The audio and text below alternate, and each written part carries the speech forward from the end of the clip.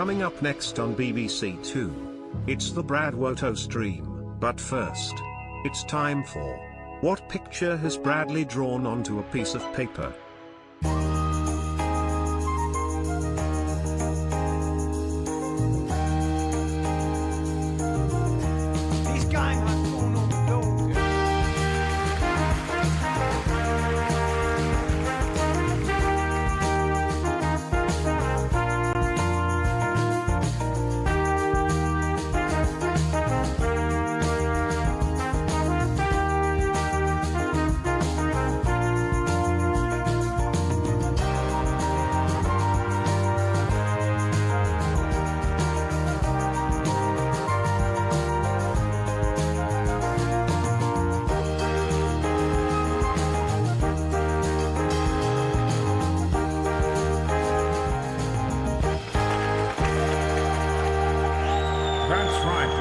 Gentlemen, it's time for another fantastic edition of... Oh. Maybe it's not time.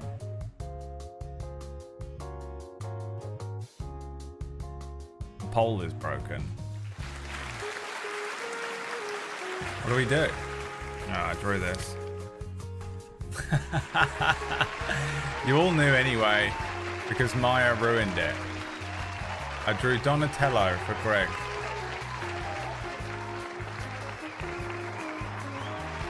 For my friend Greg, because I saw an advert for that like mobile game that I kind of want to play.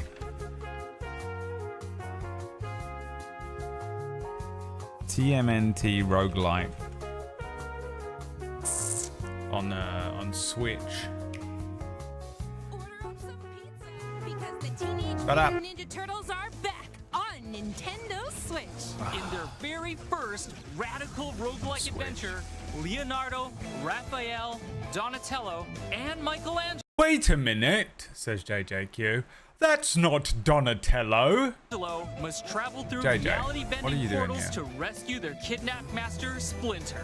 With each run, you'll fend off the totally honestly, bogus it looks Foot dope as Clan shit. I want it while on Steam. enhancing your abilities with power-ups. Put it on But Steam. no two runs are Right the now. same. Upgrade your turtle powers to grow stronger. The voice though, you know. Who is that supposed to be? April.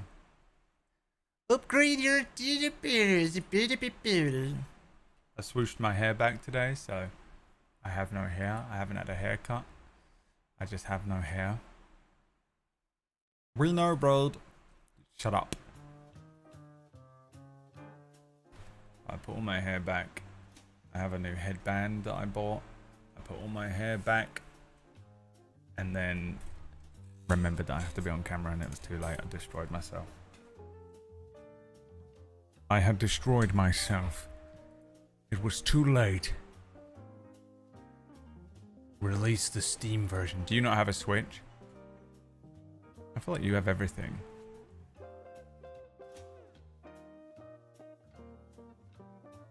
You have everything. A wife, a child, a Nintendo Switch.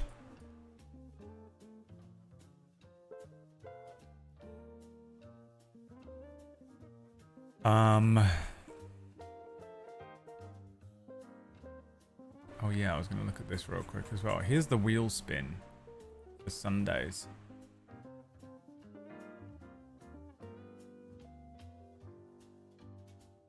I was gonna add a couple on there. A donut. Some people had some good suggestions.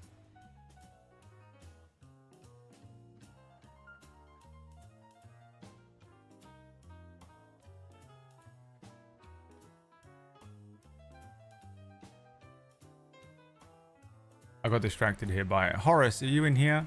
Horace wrote, I'm late, but Brad's reaction to Pirate Software Guy, yes, I follow him, is a feeling. He's like a walking, talking, yeah, but here's where you're wrong, dummy. Wasn't my opinion on him at all. Wasn't my opinion on him at all. This is what I don't understand about you people.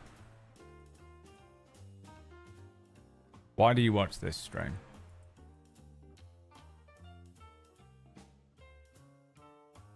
Oh, spin for the enemy was the other one.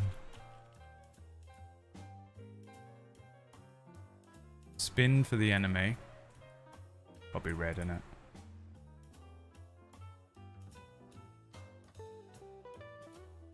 Spin for companion.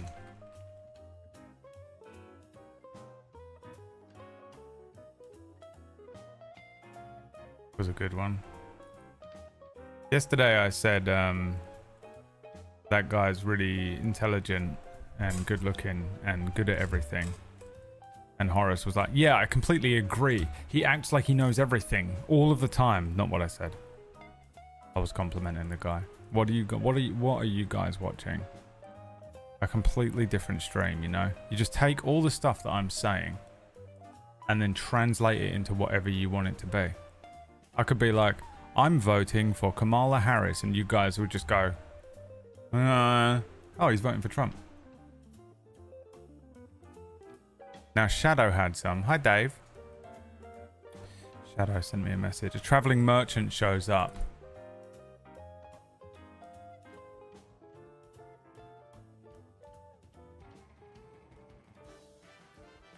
A merchant appears. It's got to be gold, isn't it? In the middle of a fight.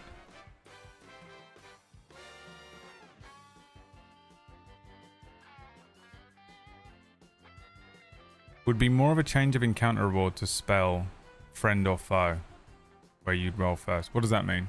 Explain that one to me, Shadow. Number 3, I don't know how on the spot feasible it would be, but I'd call it the wild magic spike. Essentially, it would reduce the amount of subs needed for a spin by 1d3 or so. I can't do that. That's too difficult to... I have to change the whole thing. It's just annoying to do.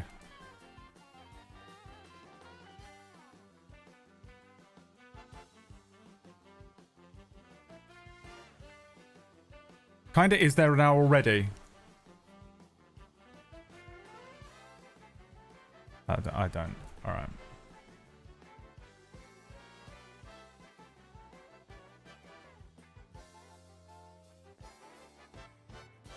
Resistance. Vulnerable.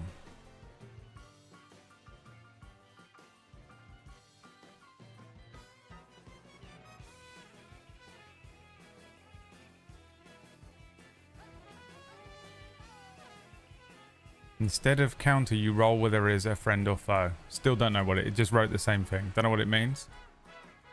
What about reroll next success and reroll next failure? No. Come on, guys. You're just fucking ruining the game now. Okay, now we need to weight them. Spin for the enemy can be on 3. Spin for companion can be on 3.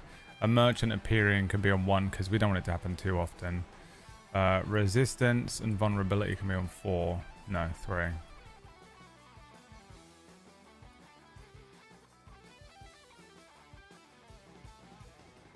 Done.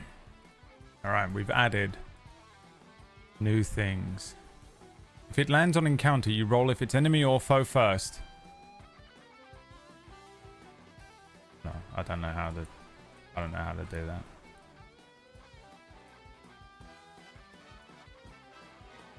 Gain a new spell. No. Spells are already annoying and I wish that he wasn't a spellcaster. When Gary dies and we make a new campaign, he's going to be a fighter.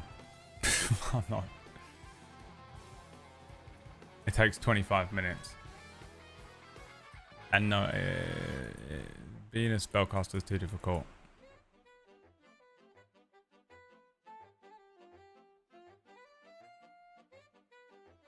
Too difficult, I said. Alright, there we go. Tune in on Sunday. We've got some new additions. You can suggest more in the Discord.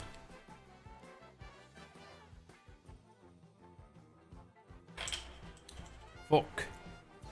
That'd be cool. On a 5 to 6, it's an ally. I mean, you're just... The thing is, you have to roll on an encounter, but... Think. You roll... It has to land on... The spin wheel has to land on encounter, and then we spin the wheel again to get it to land on friend or... Get the fuck out. You guys are pissing me off. This is why I don't let you guys do anything for the stream. At the moment, I'm like, hey guys, did you want to do some stuff and get involved in anything for the stream, and then I'm like, oh my god, they're all accountants. No one can think about logistics. Wax Steven. Wax Steven is the only other person on the planet who takes into account logistics when planning things. Because other people just go, it would be cool if you could jump into the sky and fly away really fast, and then when you landed on the ground, it makes the ground turn into acid. And you're like, but you know how much effort that will be to do? Think about actually how do you... Wax Steven's the only, I swear to God, the only other person on the planet that I've ever met where when you suggest something or you come up with something, actually takes into account the logistics of producing that thing to what you from what you have in your head to actually having it in front of you. I've never met another person in the world that does it. Wax Steven is the only one. Caster classes methods should all be private. Yeah, I wish he wasn't a caster. I was like trying to think of ways to streamline him into a druid that is non-spellcasting, so he still has wild shape, but maybe he but it's unbelievably impossible to do. I was also trying to think of ways to streamline the whole thing anyway. It's so unbelievably annoying to have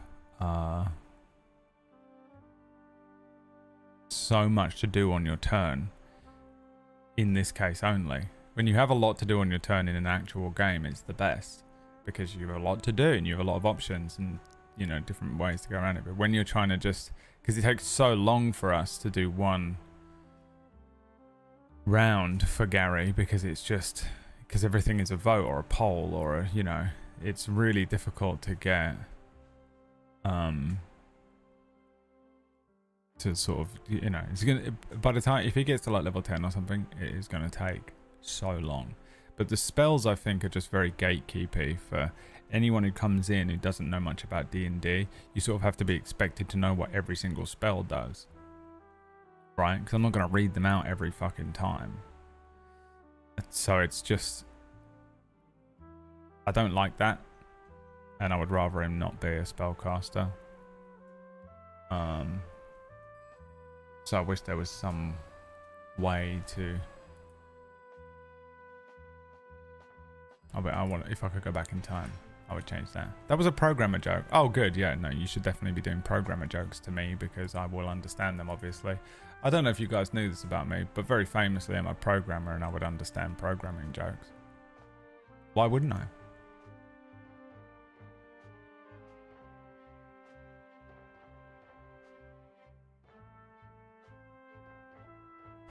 Why wouldn't I understand that? I'm sort of tempted to watch the Welcome to Wrexham documentary. I don't care about football, I don't care about Ryan Reynolds, I don't care about Hugh Jackman, but I kind of want to watch that documentary. That's the joke. Alright. There he is. Wax Steven. Did you hear me talking about you, or have you only just appeared?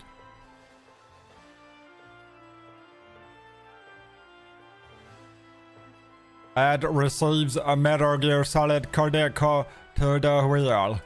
No. No, you're not.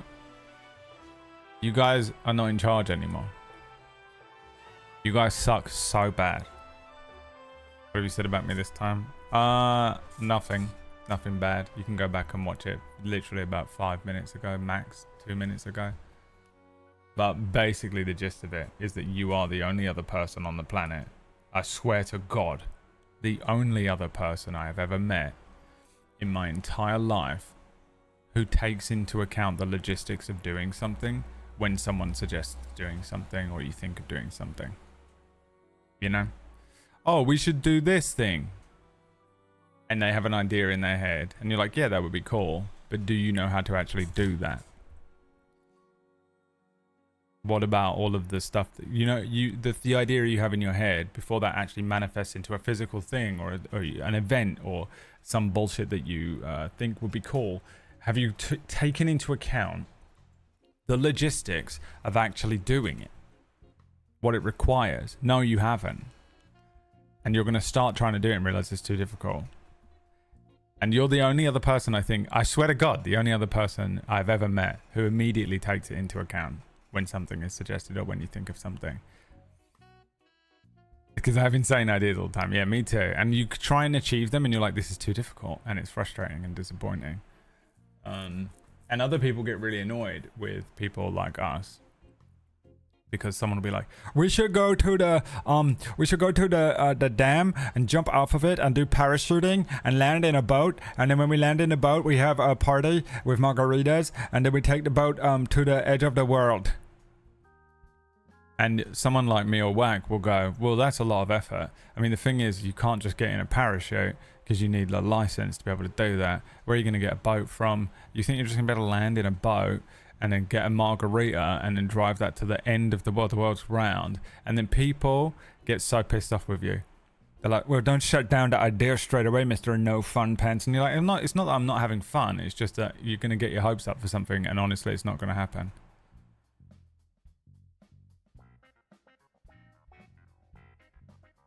People hate people like us. But also, then they'll try and do it and they'll fail, and you have to sit there and be like, yeah. I knew that 6 months ago. I'm glad you've sunk 40 grand into this project. And 8 hours a day. Enjoy your debt. I don't know. I told you, but... Anyway, I swear to God. And I'm not even kidding. I know you think... I know you sitting there. You are sitting there right now going, yeah, I'm like that too. You're not. And you're pissing me off. You're not, because in all my life I've only met one other person who does it. It's Wax Steven. He's the only other person I've ever seen it truly do it. I also hate I told you so. So I have to avoid that face when it happens. I know, yeah, it's hard not to do it, right? It's a bit like we were having a conversation last night. I have this about people where I'm like, that person's a piece of shit.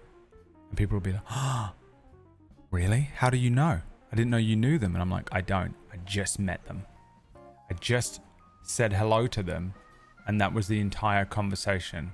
And now I've walked over here, and I'm telling you, that person over there is a piece of shit. Piece of shit. And they're like, why would you say that about them? And I'm like, I don't know how to explain it. I've got no evidence. I know it. Fully. I swear to you. I can sense it. Sixth sense I have. That person's a piece of shit.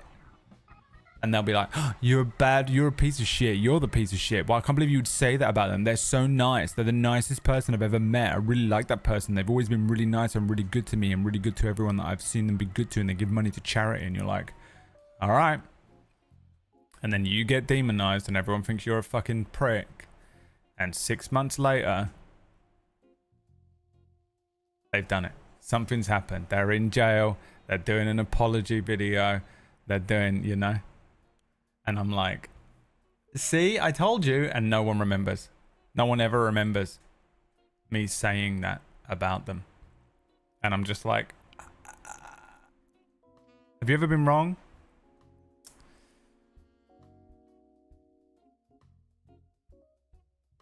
I don't think so. Do you mean just about this one thing or ever? No, with this thing, no. I don't think I have. Really. I think that I've got some that are unproved.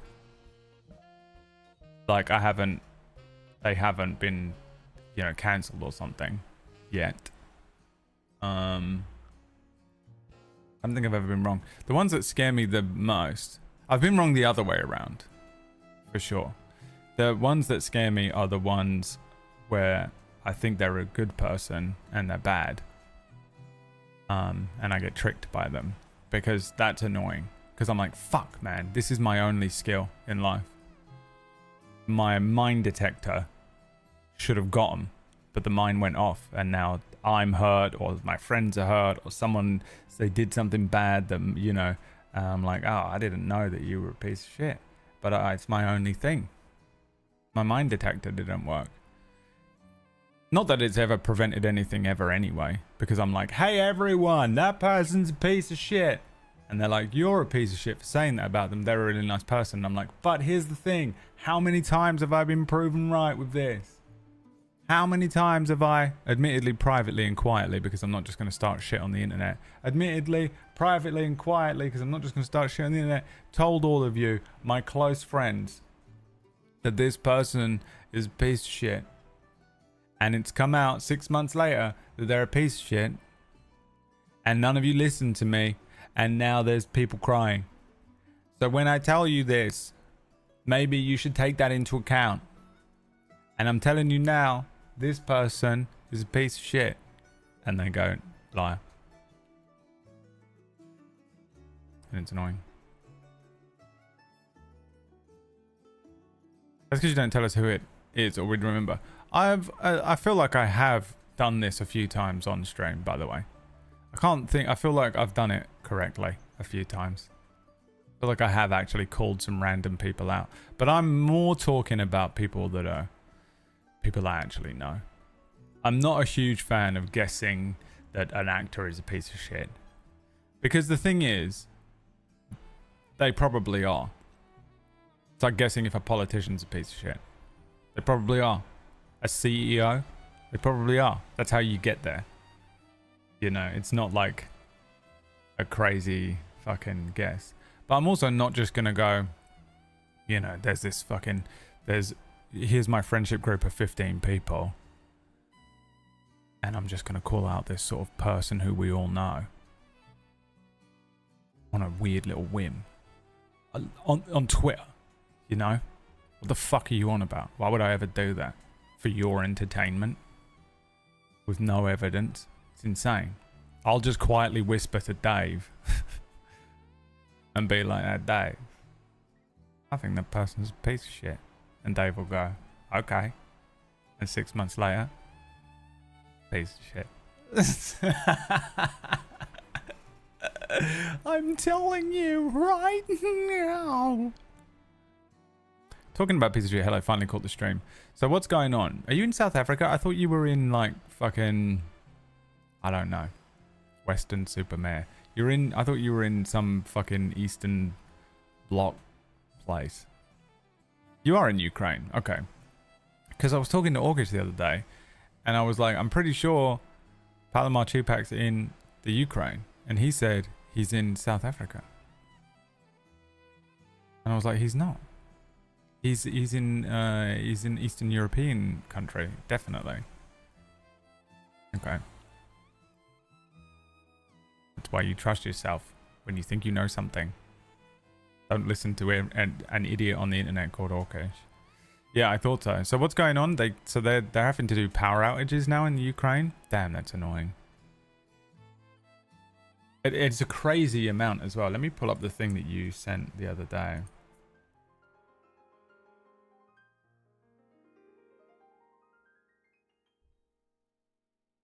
Where is it? Did you delete it?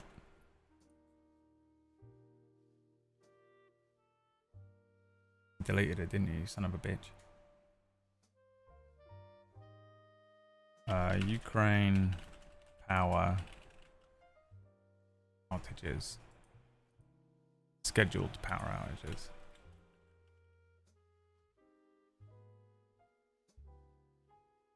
Oh, I don't know how to find it.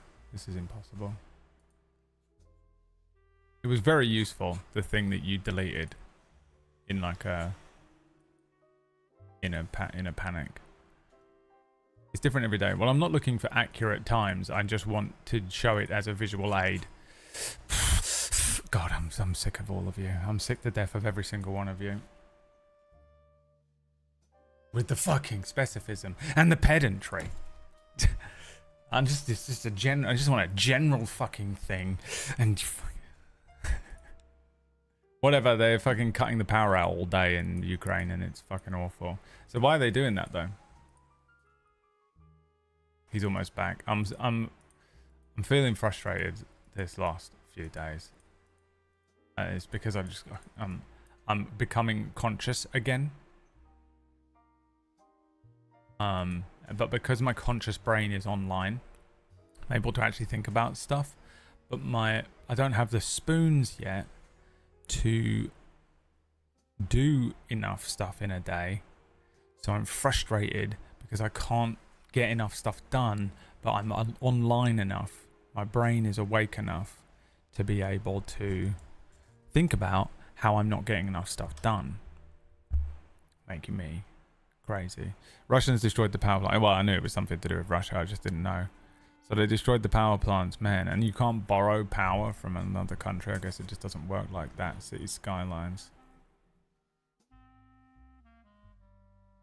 Oh, man, that's so annoying, man. I think the UK, one of the first things that our new leadership party did was dedicate a bunch of money to Ukraine, which was good to hear. Like, finally. Just go like, look, here you go. And your president is called Putin, right? In the Ukraine. Prime Minister Putin.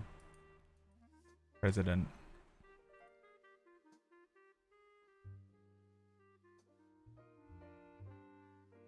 He's gone, isn't he? Biden. He's done. They packed him in. Insane that they didn't.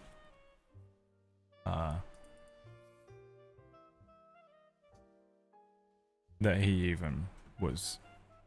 It's insane he's alive. I've never seen a more old and decrepit man who clearly cannot think. You cannot tell me.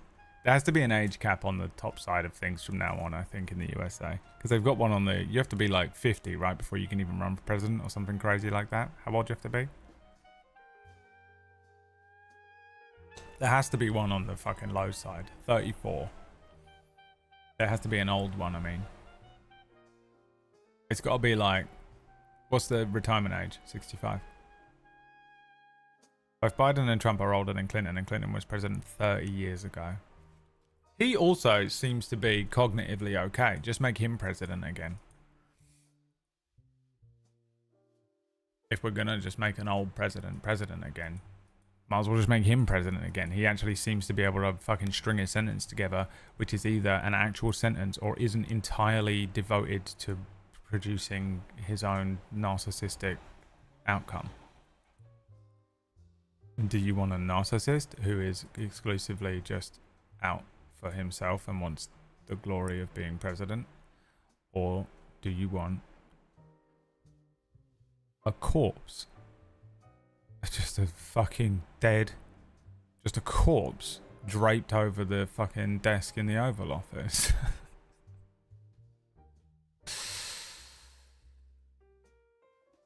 The days when the biggest scandal was lying about getting a blowy. I know, and he was like banging he was doing the work though, you know? It makes you just be like, oh, fucking give him, let him have a blowjob and give him the job. Because this is insane. I mean, I know that the president's office isn't actually run by the president anyway.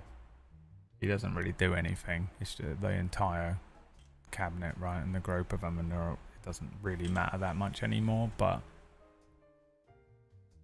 guys, it's so embarrassing to witness. It's so scary. It's like the fucking Boys or something. You're like watching this thing like, God. We're not even in House of Cards territory anymore. You know, or The Thick of It or something, or Veep. It's just straight up. It's beyond that. It's cartoonish. It's The Boys. It was like something from Vought. You're watching these fucking... The fucking thing where the two of them were singing. Love lift us up where we belong. Which, by the way, if you watch the whole clip of that, is so hard to watch. They did such a good job of acting that out from The Boys, where The Deep and Firecracker are singing that song. And it's only a few seconds in the show, in the episode, but there's a version of it that is the whole thing. The acting is so good. It's so cringe. It feels so realistic. It's so hard to watch. Loved it. They smashed that. They made it so real. It's fucking hard to watch because it just feels real. It's so cringe. Ooh. So close to The Boys they had to change their last episode name, yeah.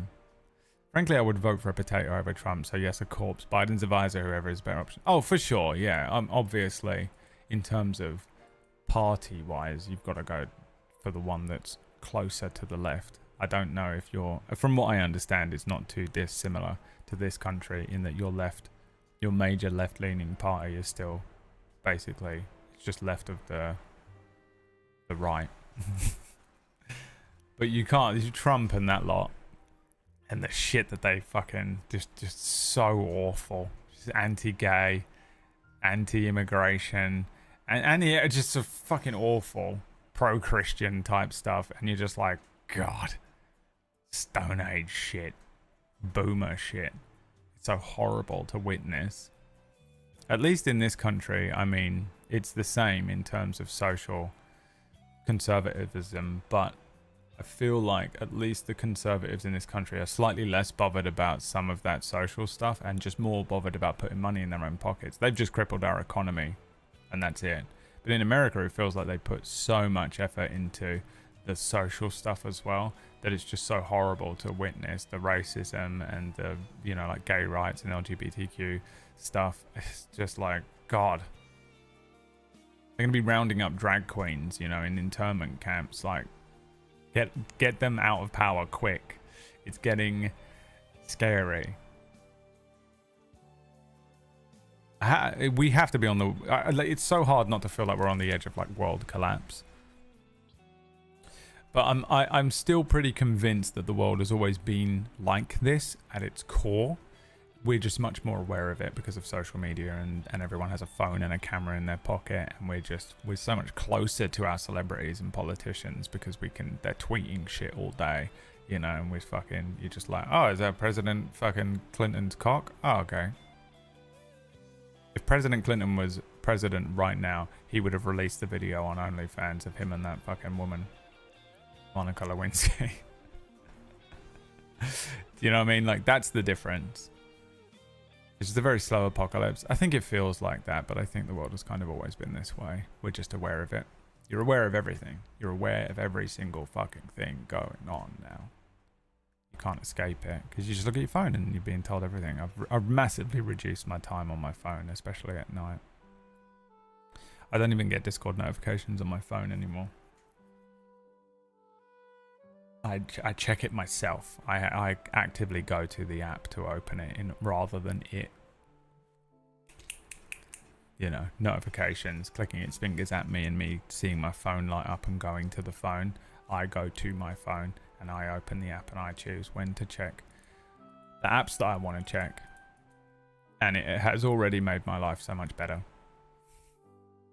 It's a little bit sad and a little bit disheartening that we get to this point where we have to close ourselves off from that kind of thing, and you have to find ways to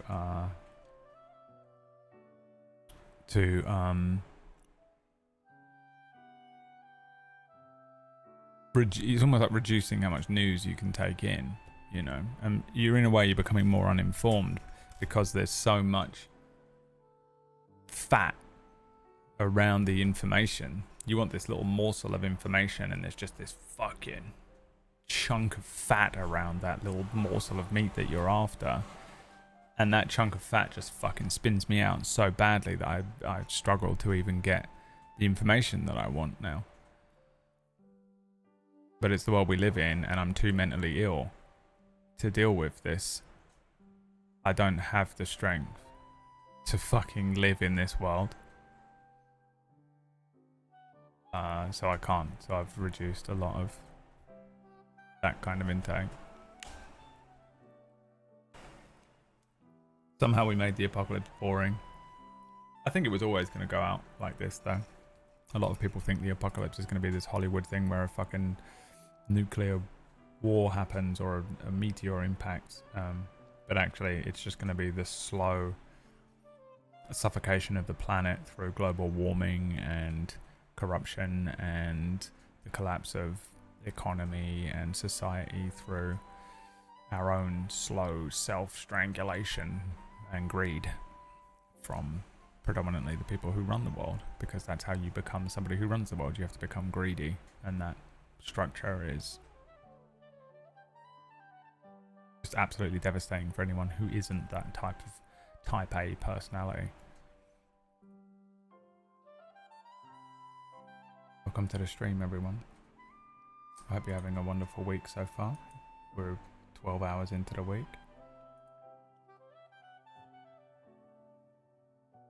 I decided not to take my medication today. Did not sleep again. I don't know why I'm not sleeping the last couple of nights. I'm really struggling to fall asleep, and it is freaking me out because I'm running out of sleeping pills, and I really need them for extreme situations, and I've only got a limited amount of them, and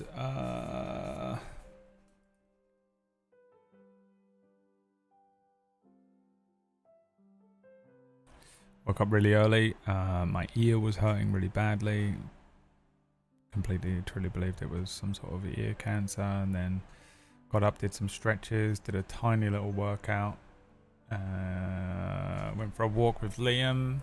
It looked like it was going to rain the whole time we were out there. It was just spitting. I've got a lot of stuff I need to work on for Cura today and tomorrow. And it's just, I've been putting it off for a month because I haven't had the brain power to be able to do it, but I've run out of time. I've run out of time, so I'm going to try and get a couple of hours of that knocked in today. I think I'm probably going to take tomorrow off again.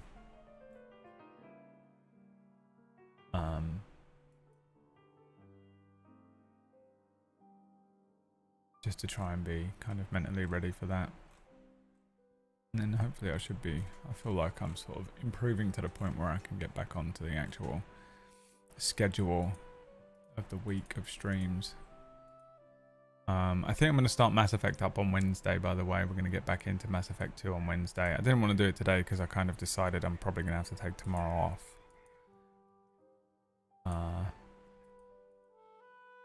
Which means, like, you know, I'm taking tomorrow off.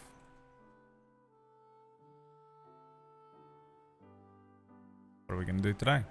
I don't want to start Mass Effect and then do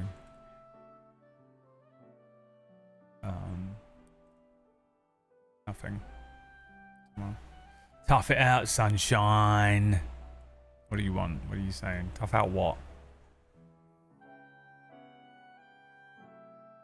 She's not even got the stream. The stream's muted. She just went into the chat room and wrote that.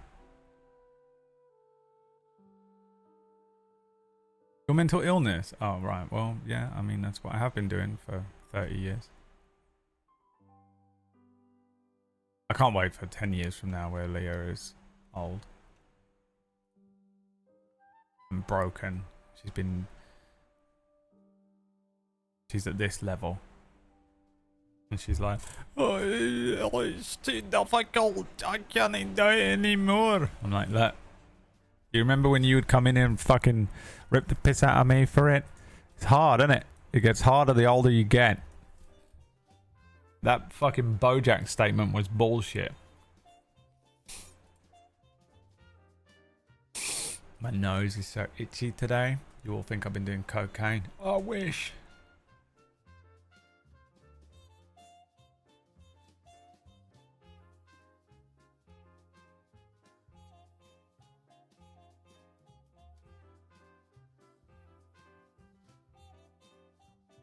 I've been playing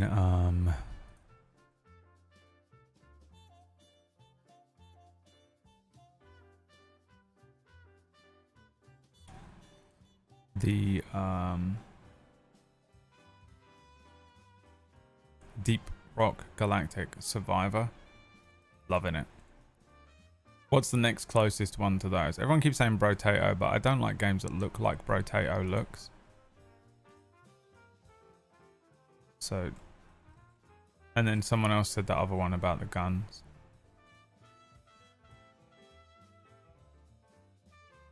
But then they said it's just a boring version of Brotato, and that annoys me. Now I don't want to play either of them. You've ruined them both. Do you know what episode of Critical Role you are on? I'm not telling you because you asked. And I've got a problem with authority. It's like that thing that people have where like you're gonna go and do the washing up and then someone says, hey, can you do the washing up? And now you don't want to do it. What's that called? I have that. And it's really frustrating because it just basically means hey, be an asshole for no reason right now. My brain goes, you know what? Make it look like you're a complete asshole to everyone around you. You don't feel like that on the inside, but everyone thinks you're a fucking prick now. And I don't. And why? Why do I have to be like this? Oppositional defiance. Is that what it's called? God, it's so annoying. Pathological demand avoidance. Oppositional defiance. If someone asks me to do something, or tells me to do something, or asks me a question, I want to be a child that is like, I'm not telling you. And I hate it. It's just like, you have to be an asshole. Maybe it's self-destructive.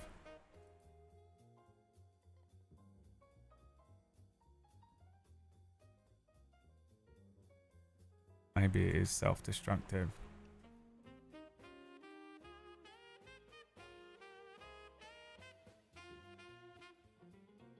I'm looking at games. I bought Enter the Gungeon and Exit the Gungeon. Lux told me that it's only £3, and people said that it was good. It's another one that I'm not too sure. I like to reframe it, add personal desire of autonomy. You really fucked that up, that sentence. Why do you want to know what episode of Critical Role I'm on? I don't want to tell you because I don't know what you're doing with the information. I don't trust anyone anymore. What are you doing with that information? I don't like it.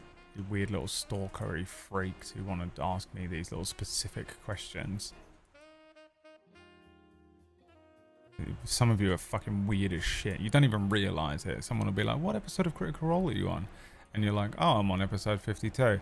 And then they click play because they want to pretend like they're watching it with you, and then you find out that like actually they've been telling people that they're your girlfriend, and you're like, what the fuck? So because that's happened to me literally 3 times on the internet at this point, I just don't. It's ruined having a healthy relationship with anyone else ever again on the internet. Haha, no, I'm not. I ain't watching all that again. They're in Jorhas, that's what's happening. They just did a bar fight. There was a really good episode where Chris Perkins showed up for 5 minutes and died, and it was hilarious. That's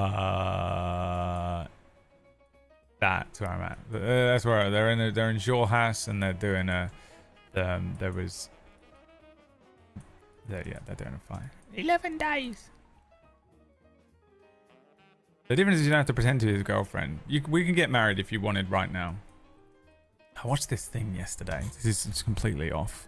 I don't know if I saved it actually. I went somewhere else with the thoughts about this.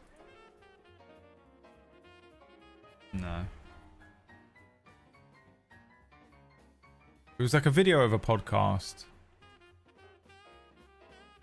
I don't know who it was that the podcast was, but the guy was like basically saying,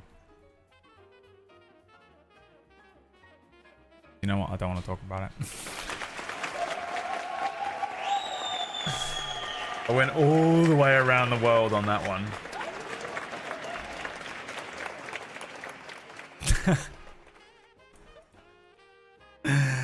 I went all the way. I was like, oh, what was they trying to say? I can't really remember, but also, if I actually start talking about this, they're going to, and then they're actually probably going to judge me if I, what if I, actually, they're probably going to think there's something. If I talk about it right now, I'm going to get pulled into this whole conversation about this whole thing, and they're going to give me loads of opinions about it that I don't want to know.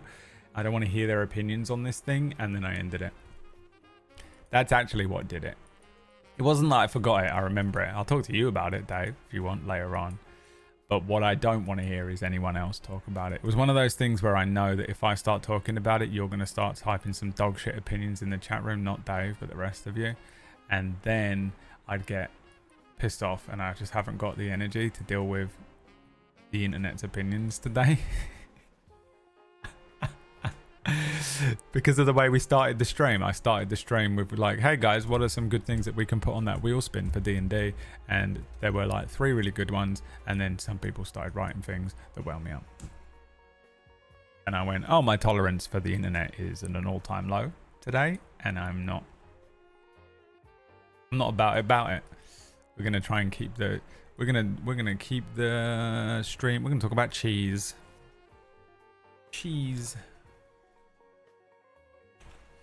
The world's biggest cheese. We're going to talk about cheese. That's a 2-hour video. The most expensive cheese? Watch Mojo, what is this? The top 10 most expensive cheeses in the world. Leah. Welcome to alux.com, the place where future This billionaires is an AI voice. come to get inspired. Oh, is it?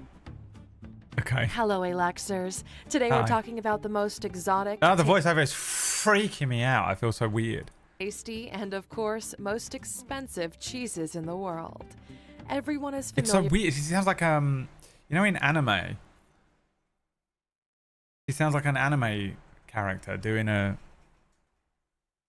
There's always a character in anime that's like the slightly older, more wise, but like kind of standoffish female character. with cheese. It's a common ingredient in most meals. Think about it. Close your eyes. That sounds like an anime character. Everyone knows the common cheeses such as American, provolone, and Swiss, but there's an entire world out there of cheese that's judged on several traits. I can't hear a word she's saying. I don't know what she's talking about because all I can hear is the way she's delivering it. Dude, am I freaking out? What's happening here? This is the weirdest voiceover I've ever heard in my entire life. I mean, it spun me out immediately because they were like, welcome to alux.com, the place where billionaires come before they're billionaires, or whatever it was. The fucking... It's so confusing. She sounds, yeah, so weird. The top 10 most expensive cheeses in the world. The top 10 most expensive cheeses in the world. Why is she saying it like that? Welcome to alux.com, the place where future billionaires come to get inspired. Unnecessary. And confusing. Top 10 cheeses in the world. What's it got to do with being a future billionaire? What's this video got to do?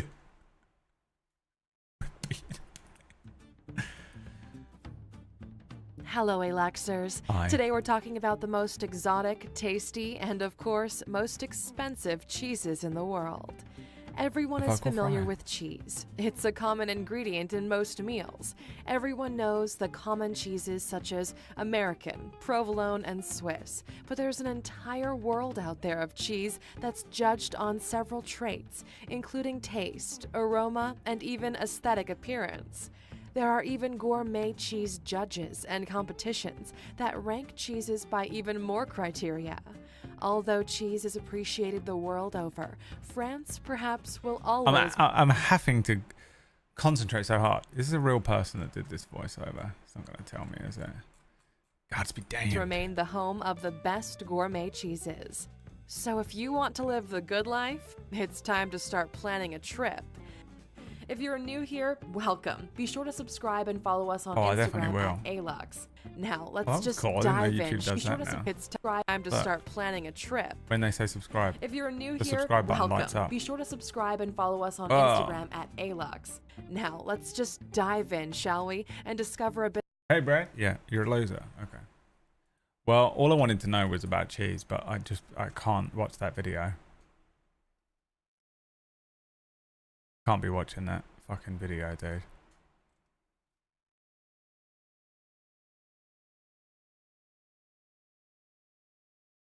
London's moldiest cheese. Then you go through it, and you can clearly see that the inside is gray. That's the blue brain. A brain. You got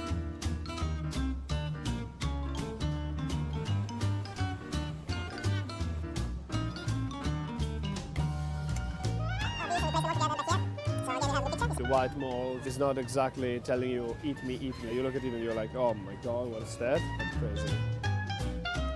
But the first one, the very fresh one, What can you compare this to, the taste? nothing else really. It's just quite unique on its own. In Borough Market. Yeah. Liam loves Borough Market, dude. Am I allowed He goes there every day. To be honest, I like walking around Borough Market as well, I'm not gonna lie. Maybe we can have more people coming.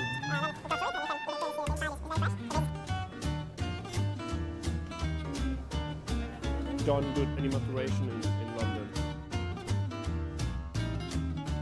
I see the little fuzzies. It's Do the you kind eat of them cheese all? that needs a lot of communication. People coming in, they would say, "Oh, it's disgusting. Look at that." Then you explain that it's do you not cut the cheese actually out from inside the being mold? rotten in the fridge for some time, but it's edible, and we want it to be like this, and it's our specialty. Once people get a chance to try it, it's a hit.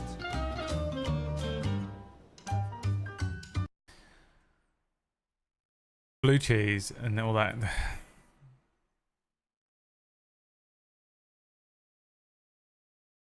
I can't be doing it. I can't be doing that. I feel kind of unwell right now.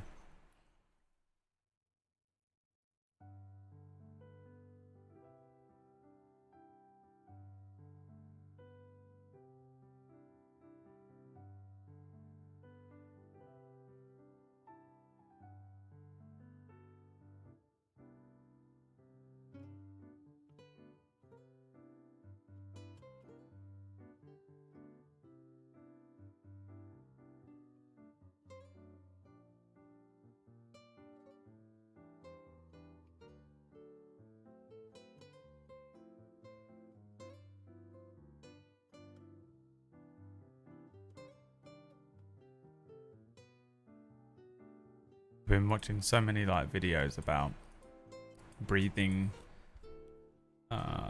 methods and meditative methods for sleep and stuff, but so many ASMR videos come up as well. I hate ASMR. Get it away from me, it freaks me out. I don't like it.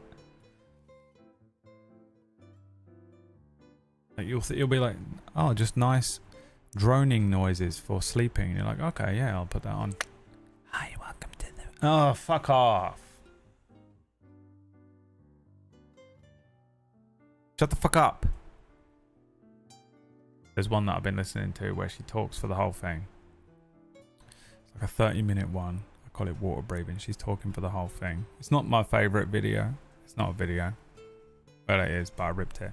But, you know, she just talks you through breathing. There's certain breathing techniques that she does. And I was like, that's a good one. And then in the background, there's a little bit of like tonal noise and waves crashing noise, right? And it's a good one. And I use it to help me fall asleep sometimes. And as I'm falling asleep, and she talks less. The last 10 minutes of the video, she doesn't talk very much. But at one point, she just starts whispering. As you're falling asleep, and as you're like, you know, you got nothing but the drone and the waves, and you've already done 20 minutes of breathing with her sort of guided breathing, talking you through it, and then she shuts up for absolutely ages, and then at one point she just goes, and now fall into a restful sleep, or something like that, and it fucking jump scares me so bad every time, wakes me all the way up. Yes.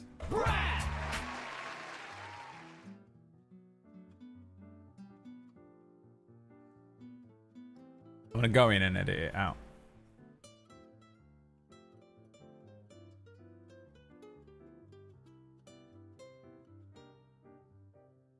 I've been doing better with meditation. I've never been good at breathing and meditation and those kinds of techniques, but I've found them to be very beneficial for the last month because I've been fucking dying since I think a full month now of just death. Some form of death. It's been horrible. It's been some of the most horrible time of my life. And in that time, I've learned. Well, I just found the breathing stuff was so much more effective. In other parts of my life and other times in my life when I've gone through shit, I've never been very good at meditation. I think I'm a little too, my OCD, worry brain, maybe a little spattering of ADHD in there. It is too difficult to shut that off to be able to get in tune with my senses and my feelings and my body, which is required for that kind of meditation. It's like trying to meditation with the sort of OCD, worry, rumination, and particular intrusive thoughts and ADHD. It's like doing meditation on hard mode. Some people can just sit down and they can get in tune with their body and they can turn off those thoughts and they can, it takes a moment, but they get there. And I can do it as well, but it is so much more difficult because it's just, my brain will not shut the fuck up. But for some reason, I found it to be very effective this month in battling whatever's going on with my body. I think because it's a lot of physical symptoms, so just sitting and breathing and getting in touch with the senses and the feelings in my body isn't as bad because it's not been as much of a mental game as it usually is for me. It's more of a physical thing. So I've actually gotten better at breathing. I've been doing a lot of breathing techniques. I've been doing progressive muscle relaxation and meditation and yoga nidra. And me and Liam were talking about this earlier on, but like I kind of want to. What I got to do is keep doing it. I will steadily over the next couple of weeks start to feel better and better and better. And instead of continuing to do these breathing techniques and continuing to do this progressive muscle stuff and the yoga nidra and the stretching and all the stuff I've been doing that has been keeping me afloat, I'm going to just start eating ice cream. Because I'll be like, oh, I'm better now. And then I'll feel worse and awake. So I need to figure out a way to keep doing it. Because I think if I keep doing these breathing techniques and keep doing these meditation things and keep staying in touch with my body and my senses and learning how to do it, I will actually be able to develop it into a skill. But fuck, man. Do you ever watched Dr. K videos? No, I have no idea what that is. And I'm gonna guess not going to help me in any way whatsoever. That's my guess up front. Dr. K.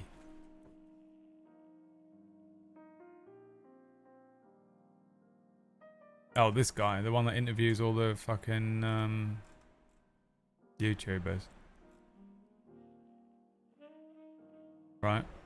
Yeah, I've seen him. I don't know what. I don't know what his deal is. No. I mean, his videos are 3 hours long. I'm 34 and still can't find motivation and purpose.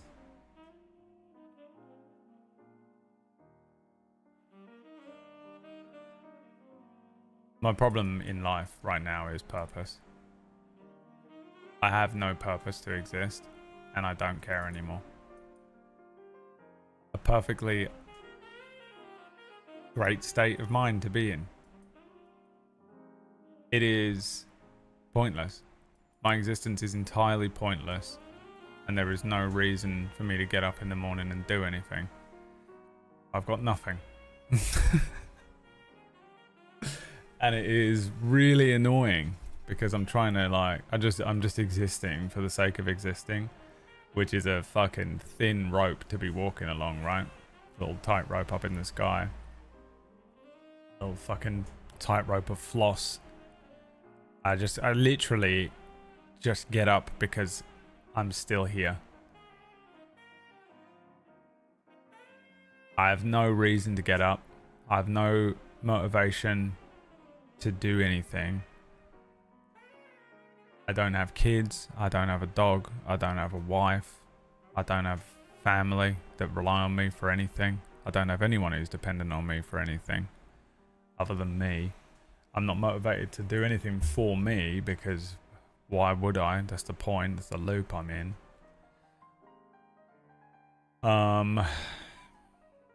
You know, I can find sort of small moments of joy to leap between. Play PUBG, have a laugh, watch a TV show, play Deep Rock Galactic.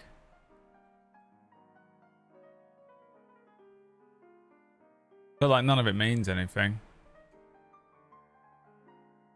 There's no reason for any of it. You know, I've got no legacy that I'm building. I don't care what I leave behind. You know, I've been working on some stuff for Table Story. You know, maybe Table Story blows up, becomes the biggest fucking D&D thing in the whole world. It still wouldn't. It doesn't mean anything. Material, irrelevant. The sun's gonna blow up. So I have absolutely zero meaning in life. There is no meaning to life for me at all at this point. And I have no purpose in existing. And it is an underlying tectonic plate that is forever rumbling under every single thing I do. And every now and then it crashes into another tectonic plate and I have to have a full-blown panic attack about it.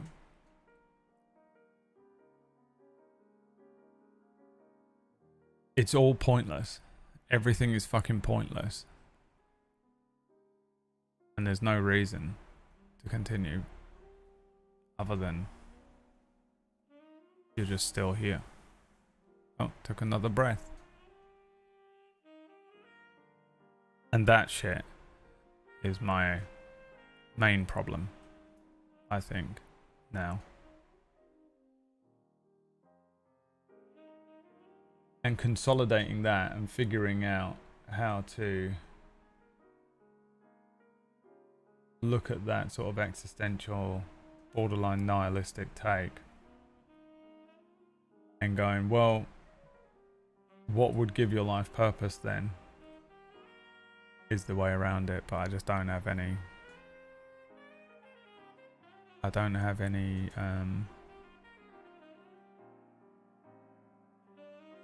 I guess I don't have any strong will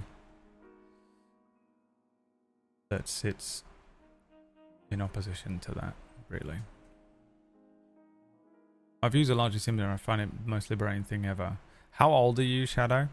Because I used to have that when I was younger, literally only a few years ago, 10 years ago, 10 years ago. I found it liberating as well. I found it to be very freeing to just be like, well, nothing means anything, so eat a burger and watch House of the Dragon, and that's enough for today. Did you enjoy today? Yeah. Did you do anything today? No. Was there any meaning to any of it? Did you enrich your life, others' lives around you? No. I ate some ice cream and watched House of the Dragon. I didn't feel bad, but that was fine. That's enough. But I'm finding that I guess it isn't enough. I guess it just isn't enough. And so it's becoming, at the moment, I'm just treading water and keeping myself busy for the most part. Because what else is there to do, really? You're younger. This is why people turn to religion. I think it staves off this existential dread so much. To just be able to believe in a higher power or a higher purpose, or that there's some meaning to all of this, or that there's something at the end of this road, all of this effort. You're digging down in Minecraft, down and down and down and down. There will be some diamonds down there eventually. But when you don't have that full sense of security, It's so pointless. It's such a waste of fucking time. Everything's a waste of time. But if everything's a waste of time, nothing's a waste of time. I just have to convince my subconscious of that. My logical brain understands that it doesn't matter. There is no meaning in anything. It doesn't matter whether you've got fucking kids, or if you've got a wife, or if you are alone and you're watching House of the Dragon and eating ice cream. It all amounts to the same thing. If you've got a company, if you enjoy your work, if you know, whatever, you're creating stuff, whatever it all is, none of it means anything, because one day you're going to die and that's it. And so who gives a shit? But I have to convince my subconscious of it, because my subconscious is like just desperate to achieve something. I don't know what it is. It's really annoying. The subconscious needs more from this experience, and I'm running out of time because I'm getting older, and I'm looking at my fucking life, and I'm looking at how much time I've got left. You know, I don't know how much time I've got left, but people start dying at 40, dude. People start dropping off here and there. Could happen any day now. When you're younger, you're invincible. You're fucking Wolverine, dude. You don't give a shit. You're gonna live forever. You have no concept of age and life and purpose. When you start to see over that ridge, your body starts slowing down a bit. Blah blah blah, dead at 41. Blah blah blah, dead at 52. Blah blah blah, dead at 60. You're like, well, that's not too far away. That could be me. And what do I have to show for all of this? Absolutely nothing. Did I enjoy my time here? No. Did I do anything of worth? No. Do I feel fulfilled in any capacity, at any point, and in any way with the years that I've spent, the days and days and days and hours and hours and hours that I've spent here? No. Okay. Then what would fulfill that? How would you, what do you need to do to achieve yeses to those answers? I've got no idea.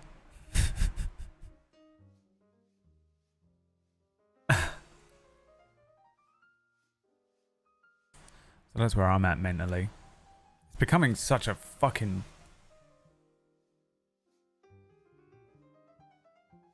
huge issue, I think, for my brain. It used to be that I would just like bounce around and bum doing stuff and that would be fine, but now I'm like,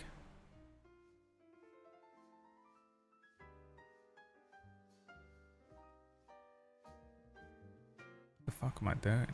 What's anyone doing? Oh, did you enjoy that? You enjoyed House of the Dragon? You had some ice cream? I've had ice cream before. I've seen TV shows before.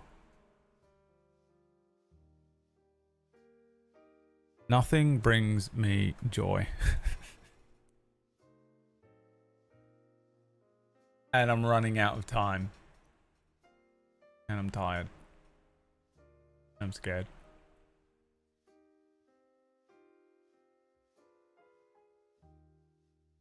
The moments themselves matter. No, they don't. And what you can draw from them. What am I going to draw from these moments? Eating ice cream and watching House of the Dragon.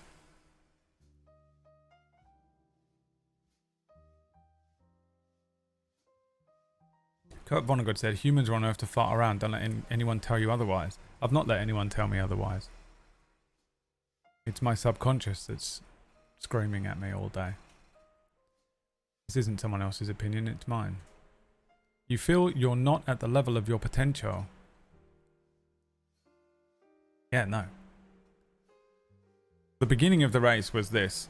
On your marks, and everyone, me and all the other people that were born on the same day at the same minute as me.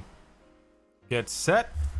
Me and all the other people born on the same day, in the same minute, at the same second as me. All lined up. Go! And then my dad, from the stands, went like this. Picked up a brick.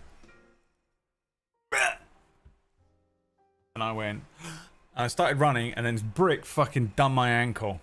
Ah, fucking hell. Run, run, run. Oh, fuck. Oh, fucking shit. Oh. I have never and will never reach my potential. I was hobbled immediately. So now my race has always just been like, can I fucking stay ahead of the wall, the PUBG wall, with my fucking hobbled ankle. Alright, I fixed that, dealt with that one. Another fucking, a spear went through my leg from my mum. Oh, fucking Christ. I'm running, okay. Pulled the spear out, the PUBG wall's behind me. I've wrapped that up, I've wrapped it up. Okay, yeah, we're good, we're bleeding out. No, we're good, okay. Alright, let's go. Wife, the ex-wife. Oh, Jesus fucking Christ, you stabbed me with a fucking kitchen knife. Oh, Jesus. Okay, I've got it. Bleeding out. Alright, it's all good. It's all good. Okay, let's go. Let's go. Oh, you've been fired. Oh, Jesus Christ, my arm. Oh, Christ, my arm's fallen off. Keep going. PUBG wall. Boom, boom, boom, boom, boom.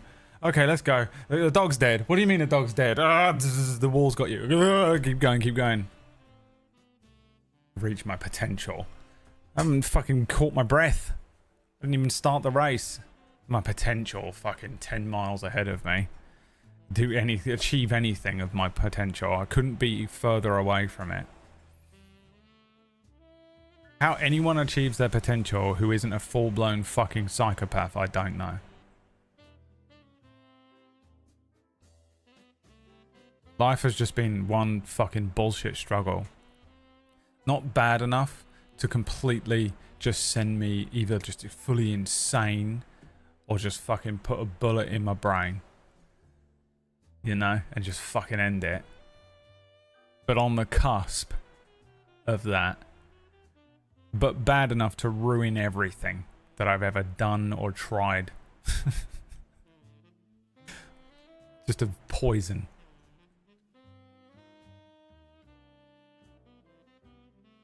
Broadening the imagination can give meaning to one's actions, or at least help survive for another day. No, my imagination is fucking killing me. My imagination is half of the problem. My imagination won't shut the fuck up. I'm so creative. My creative energy isn't being put towards coming up with a brand new fucking D&D campaign. It's coming up with different ways that I'm gonna die. It's coming up with what the fuck is gonna happen next week. Oh, you're worried about this thing. Let's create the worst possible scenario of every thought you ever fucking have. My imagination is brilliant. I'm so creative. I'm so good at coming up with stuff. Oh, he's so inventive. Oh, he's really good at writing things. Oh, he wrote this fucking campaign for this thing. He improv this whole scene with some magic, but also my brain is constantly improving the fucking worst case scenario of every tiny little niggling fucking bullshit little intrusive thought I have, creating the worst catastrophe that you could imagine to come out of it. My imagination can fuck off. I want to be a psychopath. I just want to be a fucking sociopath who doesn't care about anything other than some sort of legacy. Just leaving this earth, having expended every single element of it, done everything, beat everyone, won. I beat and won D&D and life.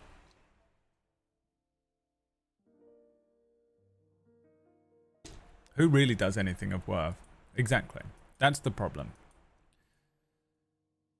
The problem is the answer to all of these questions is another question, which is, you know, I have no purpose in life. Well, what is a purpose in life? I don't know. I can't define it because it's indefinable. It's irrelevant. In fact, none of it matters. Eat the ice cream. Watch House of the Dragon. Did you enjoy yourself? Great. Do something else.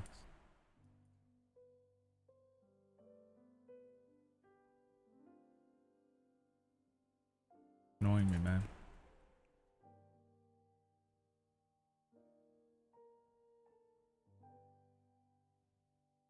I'm bored as well. I'm bored of being this way. It's all good for the first 20. For the first 20 you can You're like, oh, it'll get better. I'll figure this out, or I'll do that, or you've still got energy. But moving into this next 20.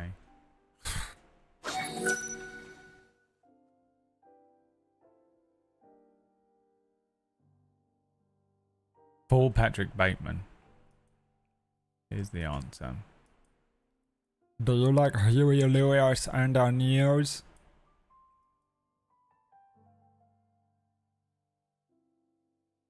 Anyway, thanks for the gift sub. Whack Steven.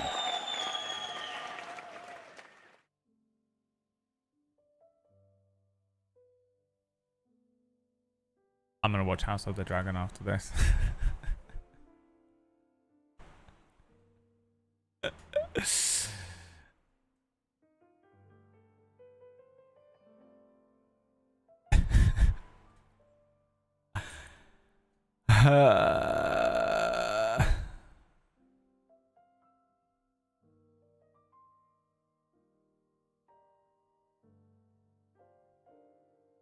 Hello and welcome to More Tools and Sense, the show where I have proficiency with all tool usage, but I do get disadvantage on all of my wisdom saving throws. Today we'll be building the ultimate tabletop gaming table.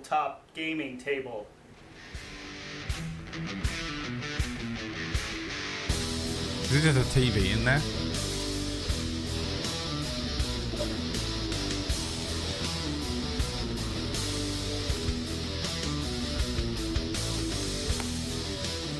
Whack is like, I just started playing Midnight Suns. I've really gotten into playing That put Dungeons off and Dragons. the PUBG And wall when you for play one the more game, day. You need a nice big clean table.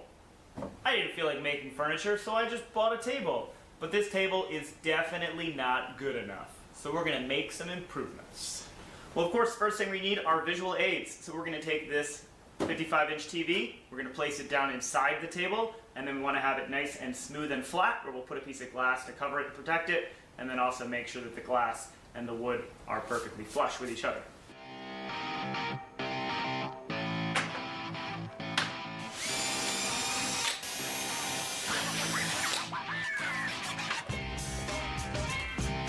Well, like most kitchen tables, this one has removable leaves, and these slides that keep the table together, of course, cannot exist here if there is a TV monitor in the center.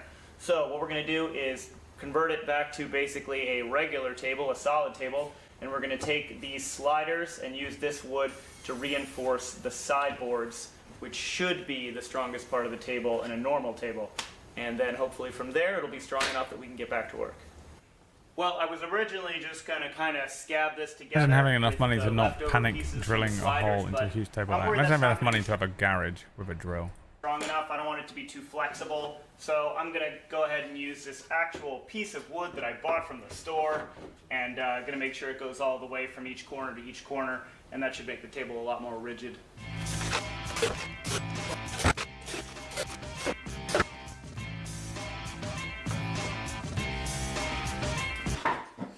Well, as you can see, the monitor is fit inside the table. I'm very happy with it. I've ordered a piece of tempered glass that's going to cover it up, but that's going to take a little while to arrive. So while that's happening, I'm going to need to... Now, I was pretty worried that freehanding this with the die grinder was going to be a disaster, so I did do some practicing first. But all in all, I only made a few very minor mistakes. I'd rate my performance of 17 out of 20. I would have just spray painted it. For the next bit of woodworking, I need to put a dado blade into my table saw. And no, that's not a dado blade, and no, that's not a table saw.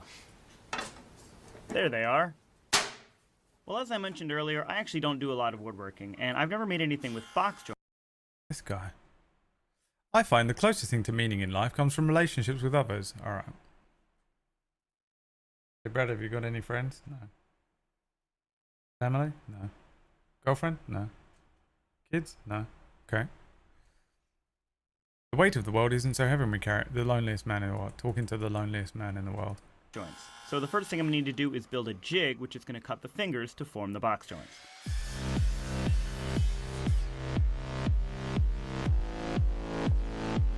The most loneliest man in the world. If you haven't guessed yet, these box joints are going to be holding the dice towers together. So I'm going to need to cut all the material. Then I need to cut the IR fingers. Smart 8 is Italian, isn't he? I'm surrounded. I got 50,000 family members around me at all times. into the edge of each piece of wood. Then I just need to Scares glue me all the so much that it gives me nightmares. This kind of advice scares me so badly. edge of each piece of wood. Way too much Then I just need anxiety to for glue this all the kind of pieces work. Rolling towers that people use. So I'm gonna make 4 of these, and it's gonna go inside the table, which will slide down inside of it. I like that and then it's idea. got a magnet underneath, and then that's gonna stick it to the table so that it'll float above the open hole that it slides down into. Honestly, Now I not just a gotta bad make 3 idea. more.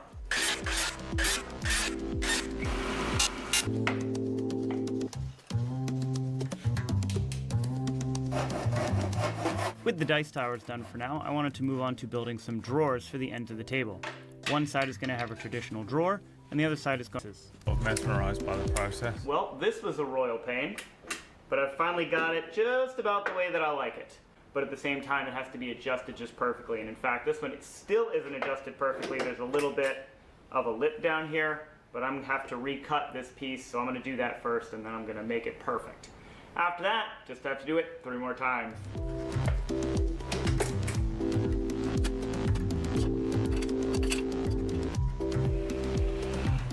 Well, my custom tempered glass finally arrived.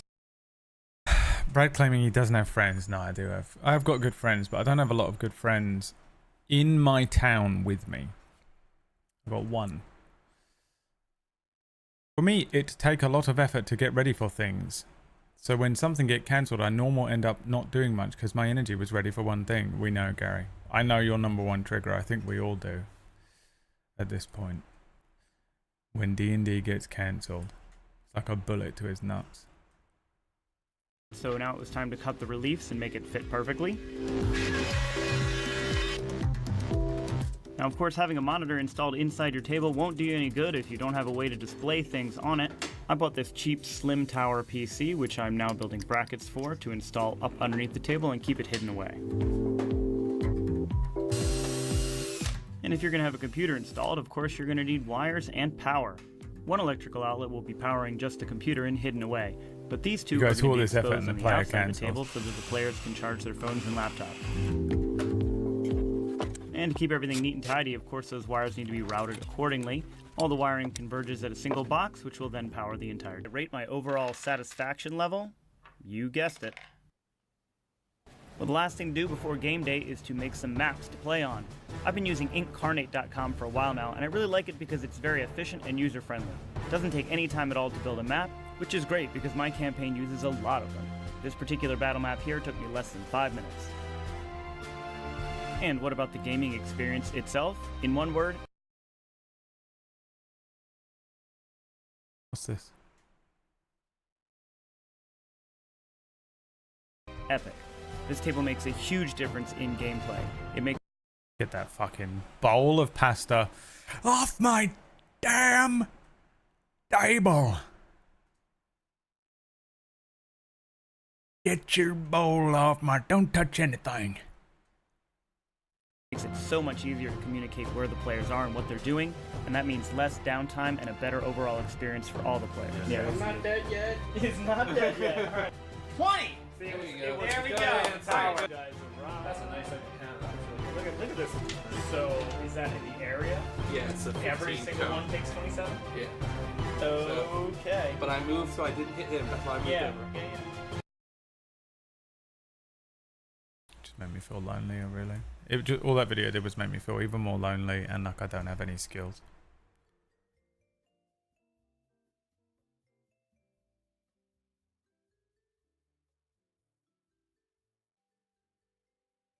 Do you have any skills? You look lonely.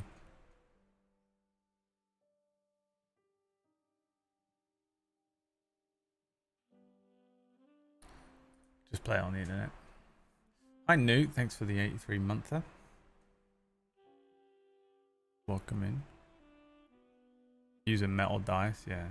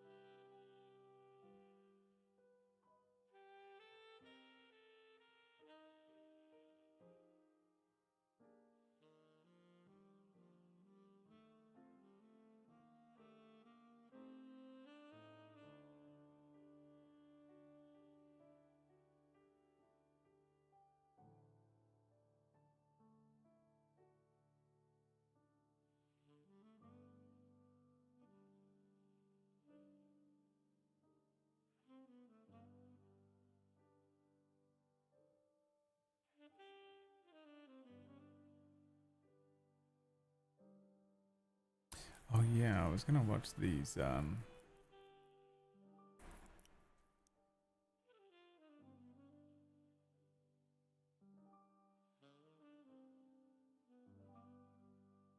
are these videos of like Matt Mercer and other DMs chatting. And I want to watch them. Really shitty Like this. homebrew game and from a homebrew standpoint. Motivated you to do that? Your first experiences with making your own settings, and like what motivated you to do that? Why has that been something you come back to over and over again? Right. For me, ironically, I came into the game from a homebrew standpoint. Like when I was first introduced to the game, there weren't modules being run. The very first game I ever participated in as a player was a really, really shitty homebrew game, and inspired me to start dungeon mastering. So I was like, it has to be better than this. Like, this can't be the game that I keep hearing about. And so I started running my own game with a few of my friends. And at the time, I really wasn't aware that modules were a thing. I just had the Dungeon Master's Guide, the Player's Handbook, and that was about it. And so it was like, okay, I guess I have to make up a world now. And it was a really terrible world. And everyone who starts in that amorphous void back then, especially, like, it's just not, it's not gonna be great.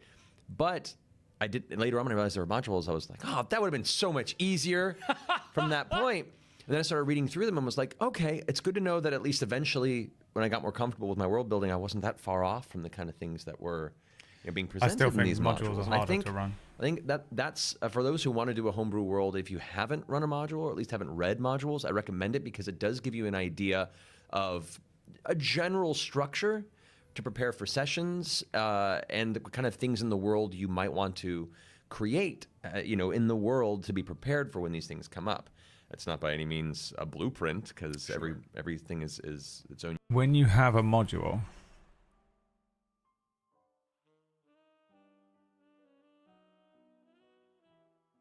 I don't like not having the answer straight away to a question that a player has. So if someone says, where is the Red Keep in this city? And I go, and now I'm looking through the pages of the book to find the part where it tells me where the Red Keep is. I have failed. I have failed as a human being. Now I hate myself. The longer I take between a question and an answer, the worse, not as a DM I am, but as a person I am. I am a scum. I am failure. I should be better than this. I'm the worst person on the planet.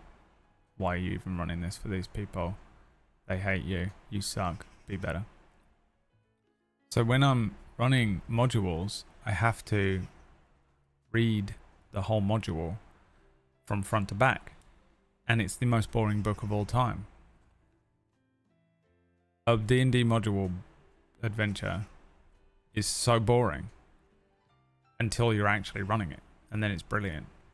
But it's just a fucking boring read. It's not like reading a Game of Thrones where you've got a structure and a fucking story and characters and shit.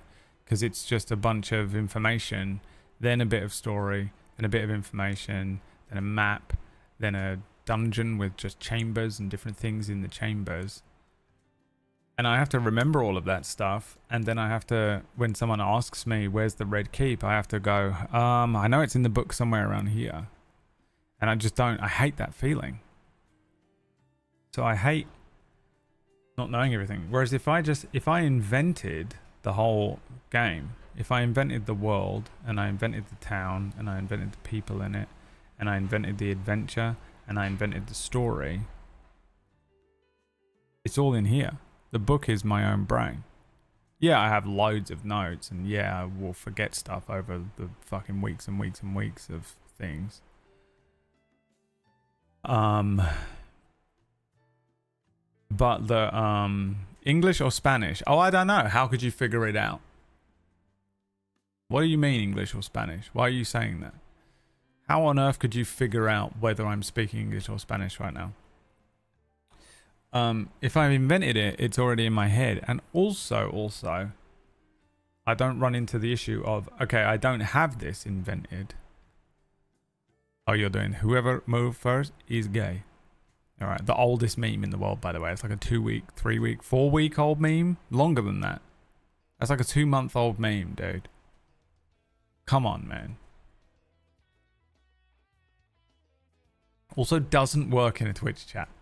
Only works if you have a fucking camera on someone in a fucking mall. If you invent it, then you can invent it in the moment. So if someone says, where's the red keep? And you go, well, I haven't written that down yet. You get to go, oh, it's on the western edge of town. There is sort of an intersection. And it's there. So now, look how quickly I had the answer. So like, that's generally my main problem with running a module. Comes down to a pure control issue, psychotic DM thing.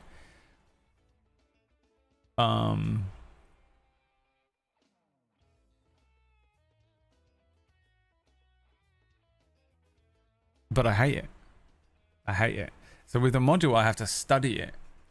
And after every week, I have to study it. Now, running a short thing or a one-shot or something is a lot more doable for me. If I pull up one of these, like, let me just try and find one for you. Can I just open it in this window, I wonder?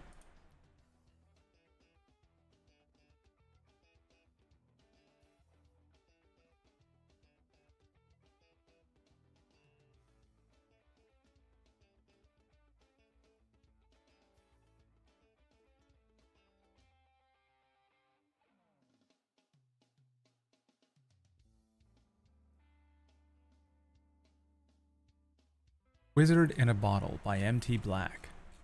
This is 11 pages that I have to learn. I'll read this in 3 minutes. This is all I need to know. I can read the whole thing. Who are my characters? What's going on? What's the plot twist at the end that matters? That's fine. And I can hack this to bits into whatever I need it to be. But a full-blown D&D fucking book? How, dude? Oh, right. Your players ask detailed questions about the story and world. Mine not so much. Oh, I guess there is that element as well. I do have good players because we manually handpick them from a group of incredible people every time we run a campaign, whereas you are desperately clutching at any random people that you find on the street, beckoning them in with promises of food and shelter as you summon 5 homeless people into your game.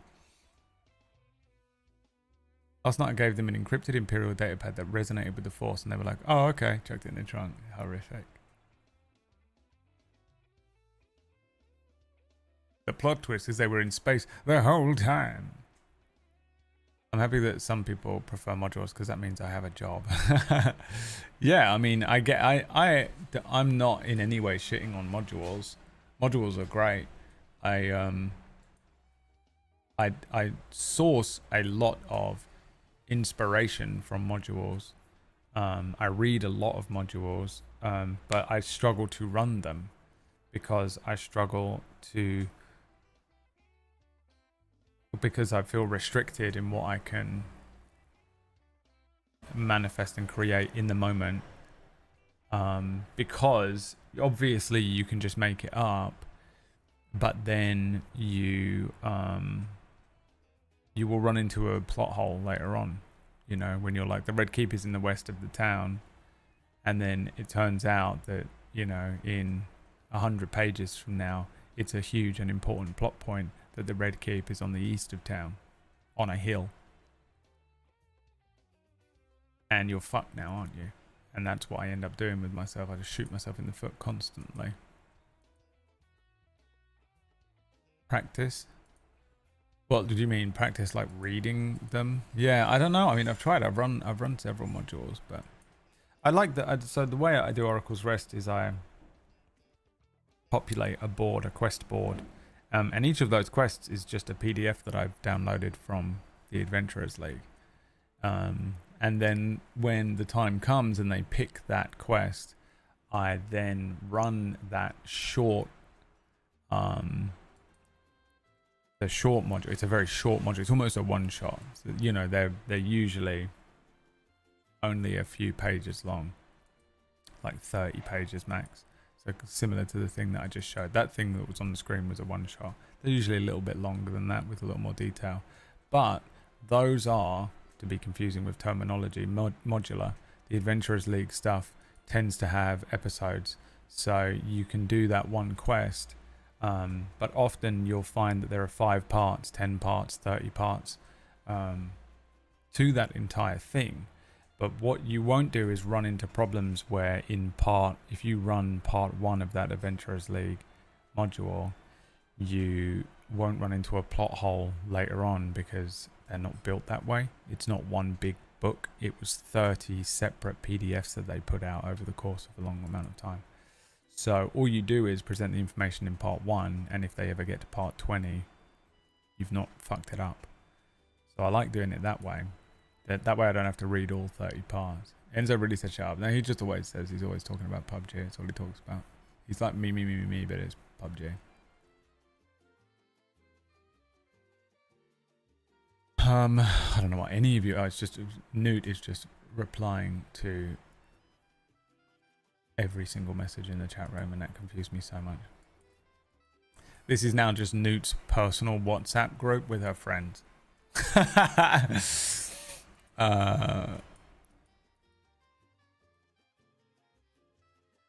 of Strahd, Whack-Ren Curse of Strahd. To be honest, Curse of Strahd I've looked at and read a few times.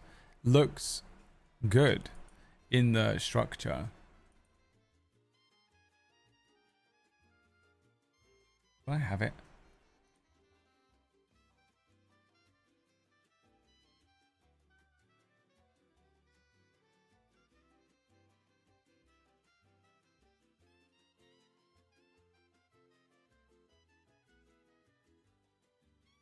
But it's 258 pages long.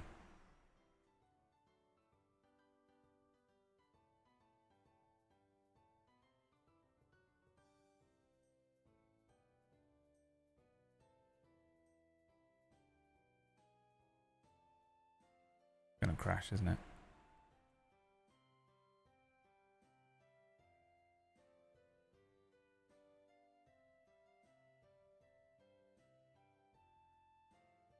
But look at this. This is what you say. This is what it is. A massive wall juts out to connect the outer walls of the castle with the keep. A 20-foot wide, 20-foot wall archway offers a passage through the connecting wall, but is blocked by rusting iron portcullis. Then the players have the opportunity to question some of this, but what you're dealing with as a DM, the portcullis is unlocked and can be lifted with a successful strength check. It can also be opened with this way, that way, and any other way that players get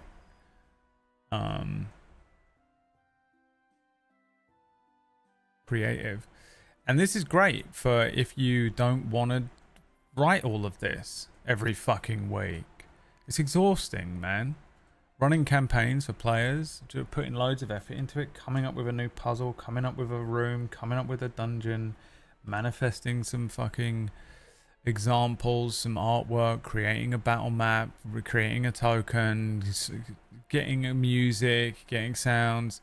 The whole thing is so much work. It's unbelievable. You know, only for players to be like, I'm probably going to be about 10 minutes late and I need to leave 30 minutes early and I'm probably going to be eating the whole time and like probably just going to be on my phone. I am that player as well. Not in any way saying that I'm not. But when you're the DM, you're like, you do all this stuff. So if you just want it laid out for you like this, It's great. And there are also people who aren't creative exactly, and I don't mean that as a slight, but they're just not, but they do enjoy running D&D and providing that experience. And if you aren't the type of person who is an improv master or is not interested in improving, or you're not creative, you're not interested in manifesting the experience your own way, telling your own story, telling your own adventure, creating your own puzzles, creating your own portcullis, creating all of that stuff, but you do want to have that experience, and you love the experience of DMing, and you love the experience of running your players through this thing and all this kind of stuff, this is great for it. Absolutely great. I've got no problem with modules or anything here, but for me it feels like studying, because I've got to learn all of this stuff just in case someone asks me what's at the center court gate, but they asked me on fucking page 18. I'm bad at it. But the thing is, one of my strengths is being able to improvise and create on the fly. So it's not a big deal for me that I'm not good at running modules, and I'm not interested in running modules, and I find them to be frustrating and difficult to run, because I just get overwhelmed with how much information I need to study for and learn. But it does feel like I spend so much. When you're homebrewing, you have to write the whole thing and prepare the whole thing, and it's hard to do. Oracles is very good for that for me. Do you know what else is fucking great for it? Is ChatGPT. Running this fucking Sunday game where I just have ChatGPT generate. I mean, to be honest, pretty shit.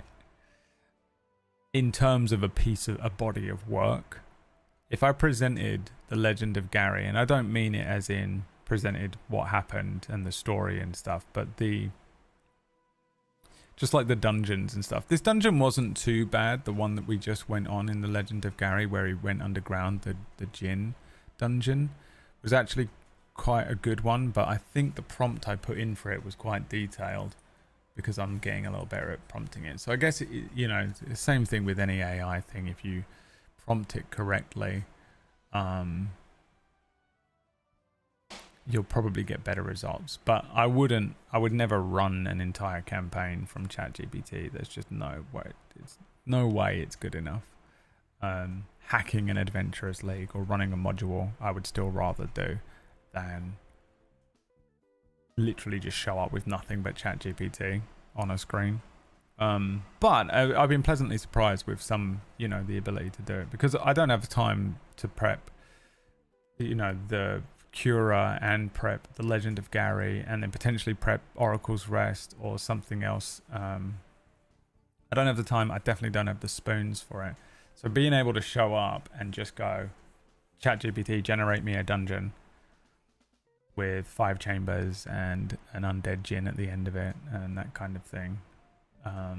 The Djinn I had to make myself. I made it at the end of the last session, but the dungeon and the little puzzle. I mean, I hack those puzzles live and on the fly, and they're nowhere near good enough for a puzzle that I would present players, because it's not what I like about. I like puzzles to be an actual thing that they solve rather than a skill check.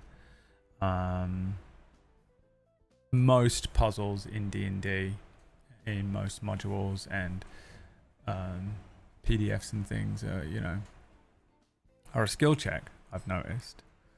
You walk into a room, there is a golden basset hound sitting on a jade plinth.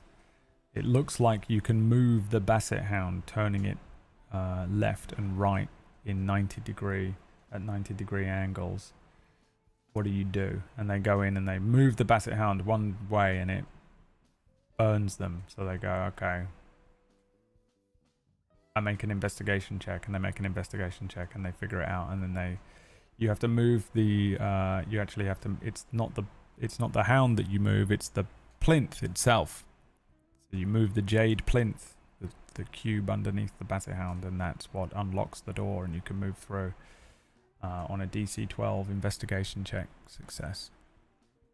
And that's puzzles for the most part in D&D, which is fine.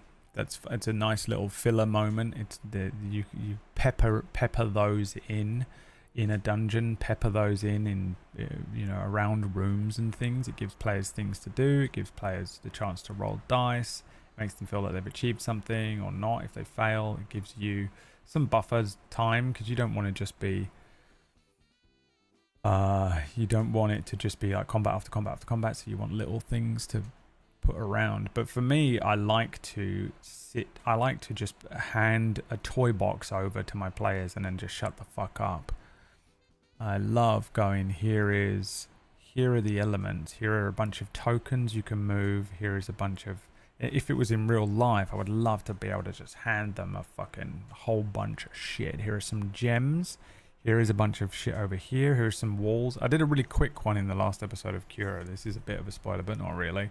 It's just the puzzle where there was just a bunch of stuff written on the walls, and a bunch of gems on the ground, and a bowl in the middle of the room, and 2 doors that they could go through. One that had Manticore and one that had Chimera over it. And in D&D there are 2 creatures. One's called a Manticore, one's called a Chimera. The Manticore has got like the head of a fucking lion, the body of a dragon, the fucking tail of a snake or something like that. Goat's legs or something like that. And the Chimera has got 3 heads, a dragon head, a goat head, and a human head or something like that.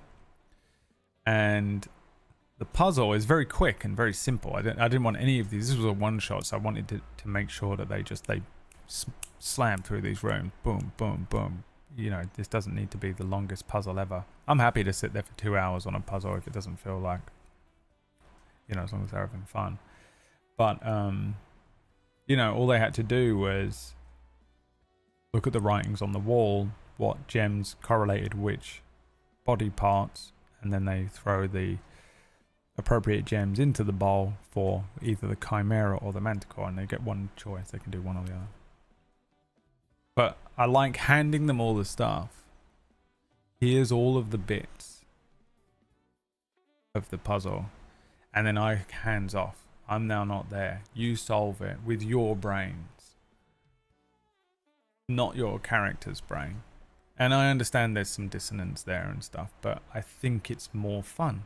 You're engaged. You're in there. You're in the toy box playing around. You use your brains. You can talk out of... I encourage them to talk out of character, to solve this thing out of character. Break the fucking 4th wall for a moment. Figure it out as my 4 friends playing this game. The 5 of us are enjoying this experience together. This isn't about, you know, can Thrak, the super smart one with a 20 int, figure this out? Of course he can. You could roll a dice for that and we just burn through this room. But I think it's more fun to have actual people experiencing this thing. So that's how I like to do puzzles a lot of the time. But every single one of those puzzles is the hardest thing I had to prep that week for me. They're so hard to make, and to make unique, and to make different every time, and to then skin them to fit into whatever dungeon or room or prison or town or mountain or wherever the fuck they are, cave they're in. Just justifying it being there and stuff.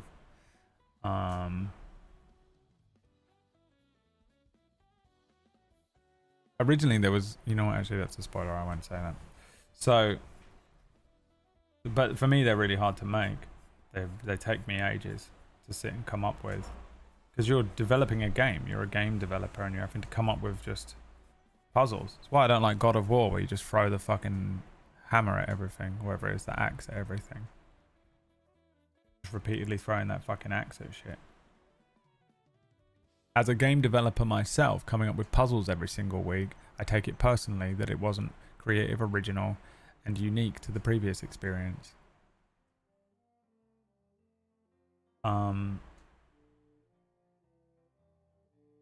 Dying Order was the turning point for me with that, because I realized that all of my players just wanted puzzles. That's all they wanted. They didn't want combat. They didn't want the fucking story. They didn't care about anything other than the puzzles. I put puzzles in front of them and they were having the best time of their lives. Now I have to make a new puzzle every fucking week, and now there's a puzzle in every single episode of Dying Order for the next fucking 6 months. But it taught me to make puzzles. Taught me how to make them and how to make them, and that I could. And that they wouldn't just be dog shit like the one that I put in Darkfire that everyone attacks me for. I'm more famed for the fucking Darkfire puzzle because I didn't mention that the hole in the room was large enough to fit through than I am for the hundreds of puzzles that I've made since then that went really smoothly. It was a great lesson to learn. I learned a good lesson that day, and it made me very paranoid about how I present puzzles from now on.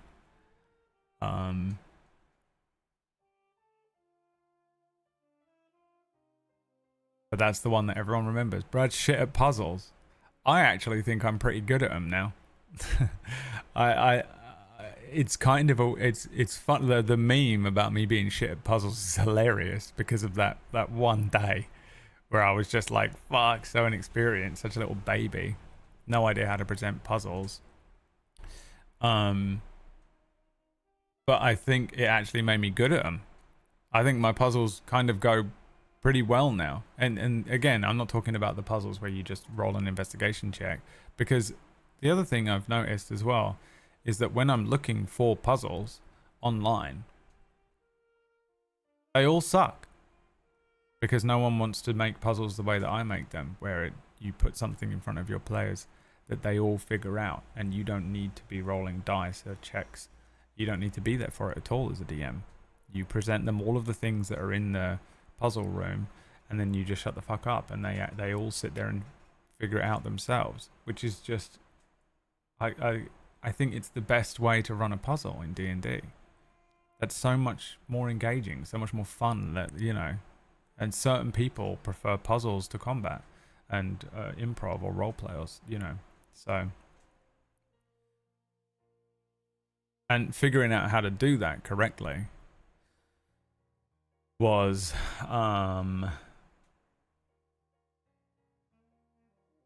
it was born out of the pure trauma of presenting the worst puzzle ever. Presenting a good puzzle in the worst way ever is what happened. And then Dying Order was me figuring out how to present those puzzles. There was one day in Dying Order where they had like a room that were different colors, and they represented like the different seasons or something. And I think that one, wherever I remember presenting them puzzles, and then eventually I presented them that one, and I think that by that point I had figured it out. I'd figured out how to present these kinds of puzzles to parties.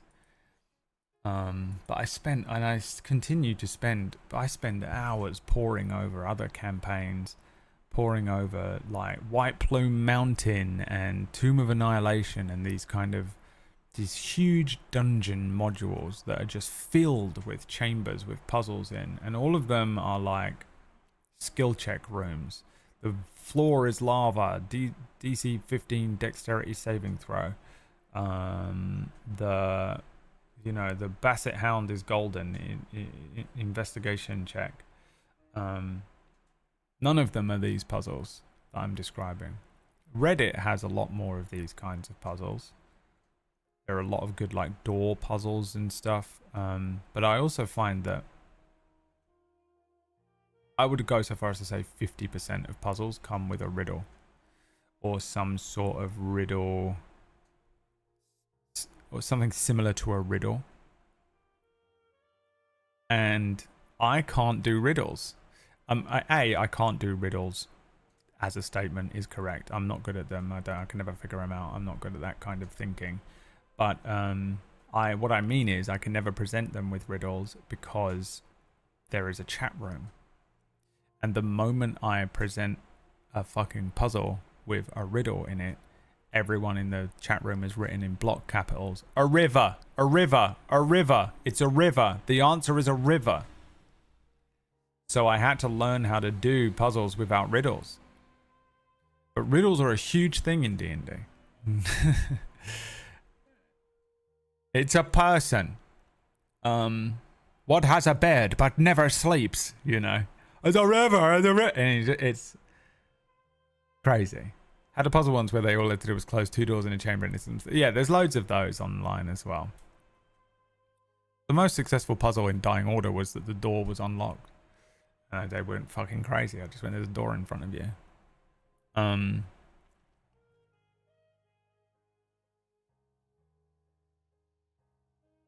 But there is not a lot of puzzles online. And there is not a lot of puzzles in modules and in D&D books and stuff that present puzzles in the way that I do it and I want to present them. And I think after all this time, I actually think I've gotten quite good at it. And on top of that, presenting it correctly.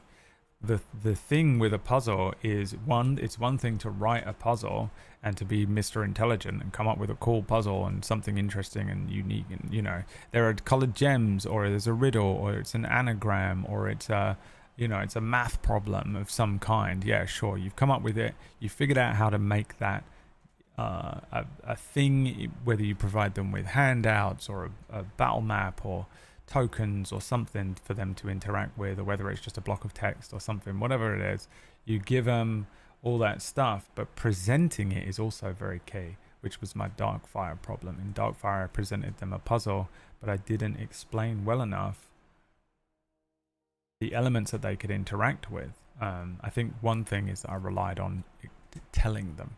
Now you'll notice that almost all of my puzzles, I give them a handout, and when they scroll down in that handout, it has all the information there for them to pore over and read themselves. Because if you say it and just expect people to remember things, that's insane. Not everyone's brain works that way. Not everyone just has a fucking, you know, a memory that is able to take in information and regurgitate it immediately. I don't. So 2 or 3 elements are what you want to put in front of them. And by that I mean, don't overcomplicate anything. Just go like, there is a door, it is locked. There is some writing on the walls. There are some gems on the ground. That's it. That's the puzzle. How do they interface? How do they interact with each other? And have they got all of the information in front of you? Now you have to start string theorying at what questions are they going to ask. Present that in a way that no matter how simplistic or no matter how complicated you present it, regardless, they have the handout, they have the information in front of them, that they can now take those puzzle pieces and stick them together to make the answer. And now you've got to come up with new ones every fucking week, or, you know, not every week, but whenever. And I've been doing it now for a couple of years. As someone who was staunchly against puzzles, I hate solving them. You will notice that every single one of my characters doesn't solve puzzles. I love presenting puzzles to my players, and lots of my players love solving puzzles and having fun with those puzzles. The entire cast of Dying Order. Aaron in Oracle's Rest. I know if I put a fucking puzzle in front of Aaron, he has such a great time with it. I love watching his little eyes light up and he starts piecing it together. There are certain people in Oracle's Rest who couldn't give a fuck. They just fuck off. They go play Hearthstone until the puzzle's solved. All good. I'm that player too. Go watch Spellwind.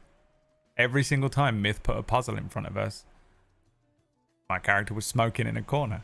And they were like, hey, can you help us, Ty? And Ty'd be like, fuck off. I don't like them. I don't like puzzles. I don't like Sudoku. I don't like word searches. I do crosswords on my iPad sometimes, just as to stave off the Alzheimer's. I try not to contribute. Yeah, but that's different. I mean, but it doesn't matter. So, I mean, Whack thinks he's this like Mensa level intellect, but honestly, sometimes he's like, I'm not going to help in this puzzle because I've already solved it. The answer is 4. And I go, no, it isn't. And he goes, oh, well, and then they all have to figure it out. And the answer was the color red, because Wax Stevens' perfectly logical Mensa brain can't handle the insanity and chaos that was my brain that created the puzzle. And ultimately the answer is 4, but I fucked it up. And now the answer is red. And he can't calculate that sometimes. So actually you can get involved in the puzzles a lot of the time because it's not always logic based.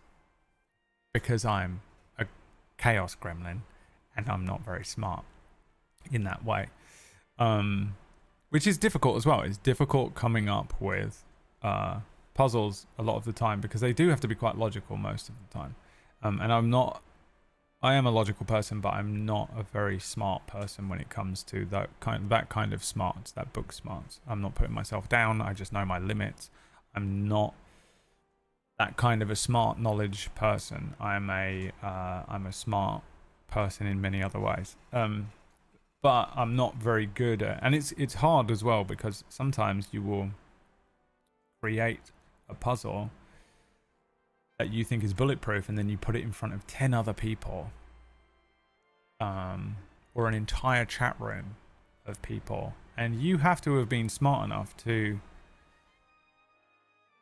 present something like that to a lot of people, and most of my friends are much smarter than I am. And again, I'm not putting myself down. That's just straight up fact. Maya, Whack, Aaron, all of them are much like PB. They're like geniuses.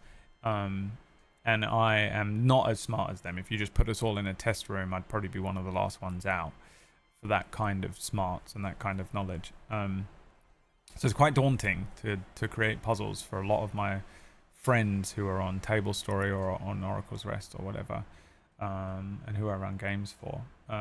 But, you know, again, this is my point here, and I've been kind of rambling about puzzles for a long time, and I think a lot of you have probably heard me rant about this before, but the point that I was making originally is that I've forgotten my point, and I don't want to talk about it anymore because I became self-aware. No, the puzzles are usually the part of the DMing process that took me the longest that week in my prep. I can pretty much at this point come up with combat encounters with my eyes closed. Trying to make combat encounters more interesting is a whole different conversation, I think, which I've been trying to do. And one of the things that I struggle with is that my brain, I can't remember everything going on. The last combat encounters that I did in Cura, I tried to have environmental effects on a table, so when they rolled for initiative, I also rolled another dice for a random environmental effect to take place, whether it be smog comes down and obscures everyone's view the whole time, or there were exploding corpses on the ground that you have to avoid, and they're, you know, like just a new dimension to combat that isn't just you're standing in front of the enemy, hit the enemy hits you, you hit the enemy hits you. But the thing with D&D is that, like, there's a lot of dimensions to combat, especially when you get to higher levels anyway, because there's so many things going on. Even if it is just you hit the enemy and they hit you, well, you've got a wizard that's got 40 fucking spells that are doing crazy things that are affecting this combat anyway. So even, you know, you trying to be creative and adding in environmental effects, or I don't know, other levels of elevation or lava or whatever you're adding, can actually kind of just overcomplicate something which is honestly too complicated anyway. D&D combat, or a lot of TTRPG combat. You look at like Lancer. Pathfinder looks kind of confusing to me as well. Whack is now furiously typing how Pathfinder is superior in every way, but doesn't matter. That it is, they're all confusing because there's so many layers to it, and especially when it comes to spellcasting and things. I mean, look at a druid. A druid is so annoying. You've got all these different CR level things, and the different, you know, the flying ones can't be used until level 8, and the fucking swimming ones can't be used till level 4, and you're also a spellcaster, and you're retaining your stats from when you're normal versus what stats you carry over as an animal. It's very complex. It's very confusing. Now, it can be simple because you only got to learn your class. It's not Druid slander. It's just what I mean is that there are many different layers. A druid is, I think, the difference between a champion fighter and a wizard is massive because of spellcasting. Spellcasting is very... If you pick up D&D today for the first time and you're playing a level 20 wizard, how the fuck are you going to explain anything? Anything. You got to explain everything from the ground up. Every single one of those spells, what the meaning on those spells is, actions, bonus actions, reactions, spell slots, spell level, character level. It's insane. Now add in class actions and abilities, so change that from a level 20 wizard to a level 20 sorcerer or something, and now you've got meta magic and all that kind of bullshit added in on top of it. First time playing D&D, it's so much more confusing than if you are playing a champion fighter who has to hit something. Now you've only got to explain AC, damage, and proficiency. But a druid is even more annoying because you also are now playing a monster. And by monster, I mean like a creature from the monster manual. You are now having to learn not just the same things that any fighter would learn, where you can hit stuff. You've got to learn the AC, you've got to learn proficiencies, you've got to learn saving throw. What the fuck does that mean? You've not only got to learn spells. What does your spell mean? What is a spell level? Why is it called a spell level? So is that the same as my character level? No? Okay. So what's a spell slot? That's different to a spell level? Okay. You got to learn all of that. You got to learn what they mean. You got to learn when you can cast them. You got to learn what the fucking wall of text on that spell means. But you can also turn into a creature. You can turn into a beast of any number of different things. Okay, which beasts can I turn into? Well, you can turn into beasts of up to CR2. What the fuck does that mean? Okay, so I can turn into beasts of a... now, beast is a tag. That's a specific term that's being used here for a reason. You can't turn into a monstrosity. You can only turn into beasts. Okay, well, I can now turn into a beast. So now that's your character sheet. You retain some of the stats from this character sheet, but here is another fucking piece of paper which has got all of the beast stats on it. These are the things you can do in beast form. However, if you need to make an intelligence saving throw, you take it from this other fucking sheet. Druids are the most confusing fucking thing in the whole game. And that's not including the fact that there are different types of fucking druids that get different accesses to different CRs of stuff. Depending on the level you are. You might have access to different beasts. So it's not slander. I just think druids are the most complex and confusing class to play of all the classes, especially if you have no idea what's going on. I want to play a druid next. I might play a druid in whatever D&D game I'm in next. Just because they confuse me so badly. And I want to go here.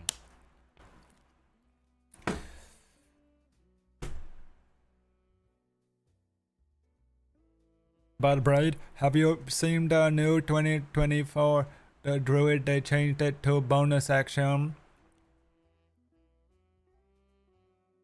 Shut the fuck up right now. If you mention 2024 druids to me, I will watch this whole video. Yeah, to build a DM screen with a built-in display. So I went on the internet. We were watching this video and I went on a rant for an hour. Confirm what a brilliant and unique idea this was. Kelly, you genius. He's back, baby. Discovered that I was absolutely not the first person to think of this, and it has been done many times before. However, it seemed like almost all of them had been made using power tools. Because many people don't have access to a wood shop, I decided to challenge myself to build this using only 3 simple tools, the cost of which would be included in the budget. The first step was to measure everything and then make a plan. I wanted to make the inside of the screen fit 4 sheets of 8.5 by 11 inch paper, so I made the dimensions of the center panel 18 inches by 12 inches and the 2 side panels 9 inches by 12 inches. But that turned out to be my first mistake. After receiving the wood panels and measuring them, I found out that they're actually 30 centimeters by 30 centimeters instead of 12 inches by 12 inches. 30 centimeters is 11 and 13/16 inches, and I just didn't want to deal with all those fractions. So, unwillingly, I switched to the metric system. I redid all of my measurements, and I didn't have to deal with any fractions. You know, they might be onto something with this whole metric thing. The sides are half the width of the front, so it'll fold together and close for... They're releasing the next D&D. Yeah, the 2024 one though, right? It's just 5e new. 5e changes. Not 6e. Or are they releasing 6e? They can't possibly be, otherwise they wouldn't have done any of this stuff with 5e. Storage. There are cutouts in the back of the center panel to access the ports. I don't care. I might learn it, I might not. I'm going to see how I feel on the day it lands in my lap. Buttons on the monitor. With my plans done twice, I moved on to the cutting. I grabbed some cardboard and a scrap piece of plywood so that I wouldn't cut into my floor and started measuring and cutting. Just a tip here, when lining up and cutting on your mark, err on the side of making your opening for the monitor bigger. It's alright if the opening is a little bigger than the monitor because we'll be using some foam tape to keep the monitor in place. It's better to have the opening be too big than too small. I would recommend cutting the front and back pieces last once you've had some practice with the inside pieces. The front and back pieces are the only ones that'll be seen in the end, so they're the only ones that need to look nice. After finally finishing all the cutting, I put the pieces together and discovered the next issue. It turns out when you make a bunch of imprecise cuts by hand, they are imprecise. So everything didn't quite line up. Don't worry though, we'll fix this later. As long as the monitor fits inside, you can press on. If it doesn't fit, it's easier to do some trimming at this point rather than after you glue. Onward, gluing is next. I'm using some wood flooring glue that I had lying around, but you can use any wood glue. Layer by layer, just add the glue to the pieces and then place them down. We're going to glue the back pieces and all of the middle pieces together, but not the front yet, and I'll tell you why in a minute. You can slide the pieces around a little to spread the glue out before lining it up. Once you have all your layers in place, do one last check to make sure the layers are lined up. Wait until the glue becomes tacky before adding your weights, otherwise the layers could slide out of alignment. You can also take this opportunity to wipe away any excess glue with a damp cloth. Now you're going to need some heavy things. Knew I got these for a reason. I used my scrap piece of plywood and cardboard to help disperse the weight and then let it dry overnight. Now to find out, will the monitor actually fit inside? Ooh, moment of truth here. Mine just fits, which is perfect. But if yours doesn't, don't panic. You can either trim the insides with your knife or sand them down using some sandpaper. The insides are all lined up on mine. Why did he do it like that? Why did he layer them up? Why didn't he just buy a thicker bit of wood? Because he had to cut it by hand? Yeah, D&D Remaster, innit? The D&D Remaster. 5e Remaster.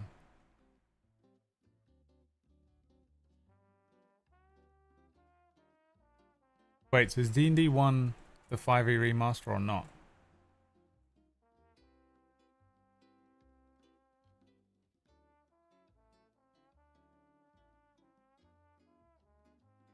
I'm so confused.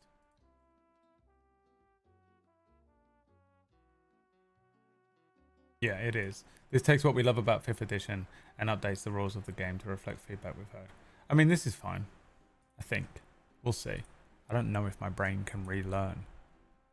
I almost wish it was just 6e and it was totally different.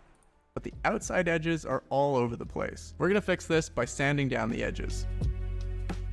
I'm using 150 grit sandpaper and a wood block to make sure I sand straight. If you just hold the sandpaper in your fingers without the wood block, you're most likely going to end up with a wavy edge. If you don't have a wood block, you can tape together some of your offcuts. This stuff sands down super easily, so it didn't take long to get a nice flat edge. I did make a mistake here though, and it is going to haunt me later. Now these next steps are a lot of work and they aren't strictly necessary, but they do make the finished product look so much better. Staining and varathaning will make this cheap craft wood look less cheap and crafty. It's not going to make it look like expensive That's hardwood, also true, but I think Gabe. it really takes I've it to the learned next so level. much For the about stain, druids I used a already. water-based dark cherry stain made by Sanson that I got from a local hardware store. You can get them in little tester cans, which is more than enough for this project. You can use any stain you like, but I'm pretty happy with the color of this one. Once you apply some to an offcut and you're happy with the color, you can go ahead and apply it. Just make sure to wipe the wood down with a wet cloth first to remove any dust. The closer we get to the end of this project, the higher the stakes, because any mistake we make now will probably show up on the finished product. I really hope I don't mess this up. Grab an old shirt or a bed sheet to use as a rag and wipe the stain on as evenly as you can.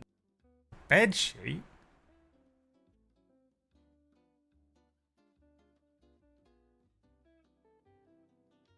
An old shirt? Or a whole fucking bed sheet? What the fuck?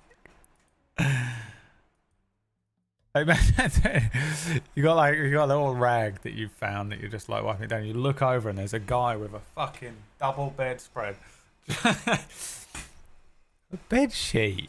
Working as quickly as you can. Water-based stain dries quite quickly, so you want to get an even coating over the whole face before it dries. If some of it dries and then you wipe over it again, you'll get darker patches. If you've never used stain before, I would definitely recommend putting a few coats on to some offcuts to experiment with what works best for you. At this point, we're just doing the faces and the inside edges of the front pieces. We'll do the rest of the edges later, and you'll see why. I went with one coat of stain, except on the front panel, because I was trying to cover up a mistake with a second coat. I forgot to do the inside edges of the front face and then tried to carefully go over them again, but it left a dark streak where my cloth touched the front face. The second coat didn't fully cover the mistake, but it made it less noticeable. Ideally, just get everything on the first coat. Now for the Varathane. I did 2 coats of a water-based Varathane using a foam brush. This will help seal in the stain and make the whole thing a bit more durable. Wipe off the wood with a You damp don't need to cloth watch to get rid of any this, dust. by the way. I'm curious. I'm an old man. Alright, it's either this or World War documentaries. This is it. White man, divorced dad TV. What you watching? Some sort of building something. Ancient megastructures. Megastructures. Some sort of bloke building some bullshit. Staining some wood. Or driving a car around. Or you watch World War documentaries. You pick one. What type of old white divorced man are you going to be when you grow up? Again, try and make the coats as even as possible and use longer brush strokes at the end to wipe away buildup. I would recommend using a light at an angle so you can easily see any imperfections on the surface. You should lightly sand the surface between coats using something like a 600 grit sandpaper and then wipe away any dust with a damp cloth. I didn't because I didn't think it was important and I found out I like watching people make things because I never will. I'm too afraid of most power tools. Important, and I'll show you why in a minute. As soon as one is in my hand, I'm like, I want to drill my own head out with it. But don't skip this step. Second coat done. Once all the faces are stained and Varathaned, it's time to seal in the monitor. Add some foam tape to the back of the monitor and place it inside. Now take your wood glue and carefully apply it around the edge of the monitor. Here goes nothing. Or everything, I guess. Being careful not to get too close to either edge. Then place your front face pieces on top, carefully lining everything up. Wait until the glue becomes tacky, and then once again weight it down with your plywood and heavy things. Once that's dry, we're going to do another sand on the edges. The reason we didn't stain or Varathane the edges before was so that we could sand the edges at the end once the front face panels were on to make sure the edges line up. Once you're happy with the edges, you can repeat the same steps as before to stain and Varathane the edges. As I began applying my stain to the edges, I realized the big mistake I had made earlier during my initial sanding of the edges. I had some excess glue runoff and I didn't sand all the way through it. Stain isn't going to soak into dry wood glue, which means I have light colored patches along the edges. At this point, I could have stopped and sanded the edges again, sanding off the stain I had applied and through the excess wood glue. But I didn't, and I have a very good reason for that. I just didn't want to.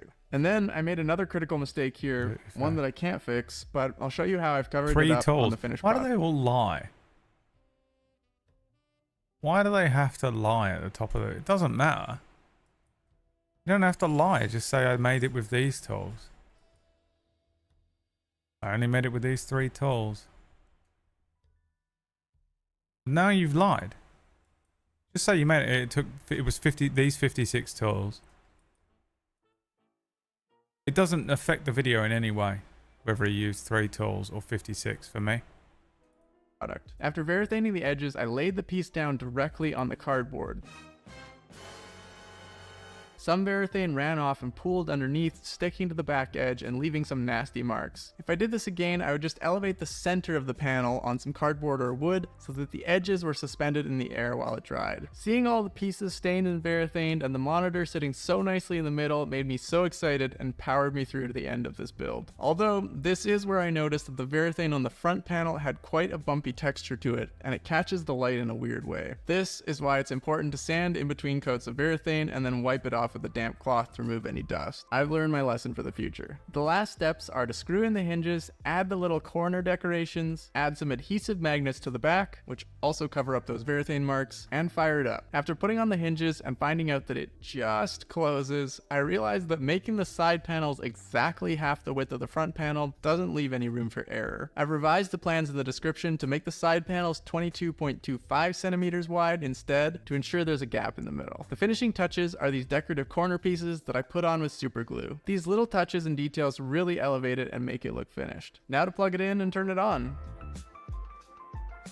I chose this monitor because it's USB-C, which means I can power it and send an image to it using just one cable. These little right-angle USB-C adapters fit in the spaces that we cut out to keep everything tidy and cable. These little right-angle USB-C adapters fit in the spaces that we cut out to keep everything. You know, I was considering having Mistlight 2 have this. The sunrise. Because Mistlight had like a moon nighttime. Mistlight 2. What if it has a sunrise? Huh? No? No one cares? Right angle USB-C adapters fit. We don't know the story, bro. That's why you have to do it. Oh, right. In the spaces that we cut out to keep everything tidy and compact. So why the heck would you even want to do this, and what would you use it for? Well, here are 4 ways I'm going to use it, and I'll walk through the software I'm going to use to run it as well. Because dragging a bunch of windows around and leaning over the top of the screen to see what you're doing is not practical. First up is initiative tracking. Some people have really cool initiative trackers on top of their screens, or they ask one of their players to manage initiative. But because I use improved initiative to run combat, it's super easy to put the player view up on the screen for everyone to see. And as I advance the order on he zoomed in and I still can't read it.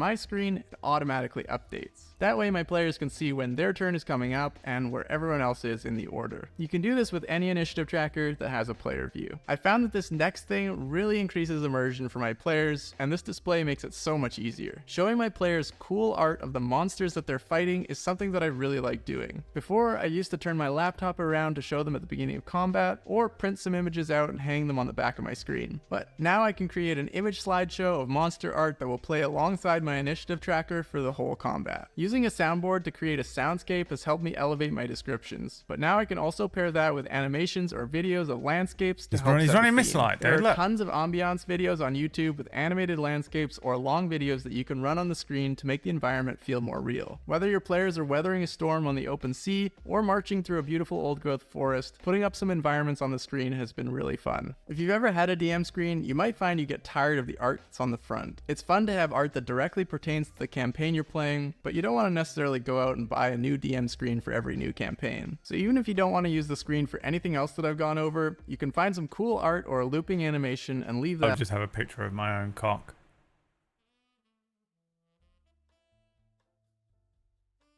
That's what they have to look at. I would be standing behind the DM screen, but what it would have on the other side of the DM screen is a small camera that is directly pointed at my naked legs and dick.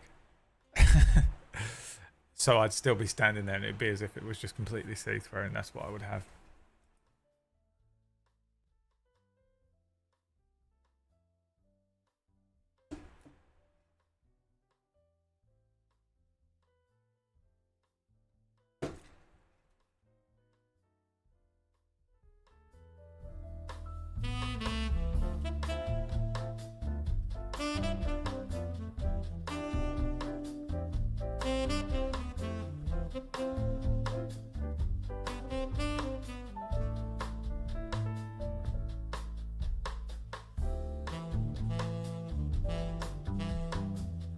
Alright, see you later.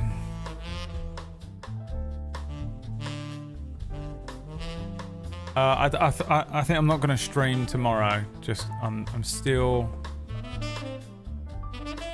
not feeling 100%, and I'd like to be 100% for Cura because it's more important to me than anything else I do in the week. So I'm gonna take the day off tomorrow and just work on Cura stuff and relax and not burn through my spoons.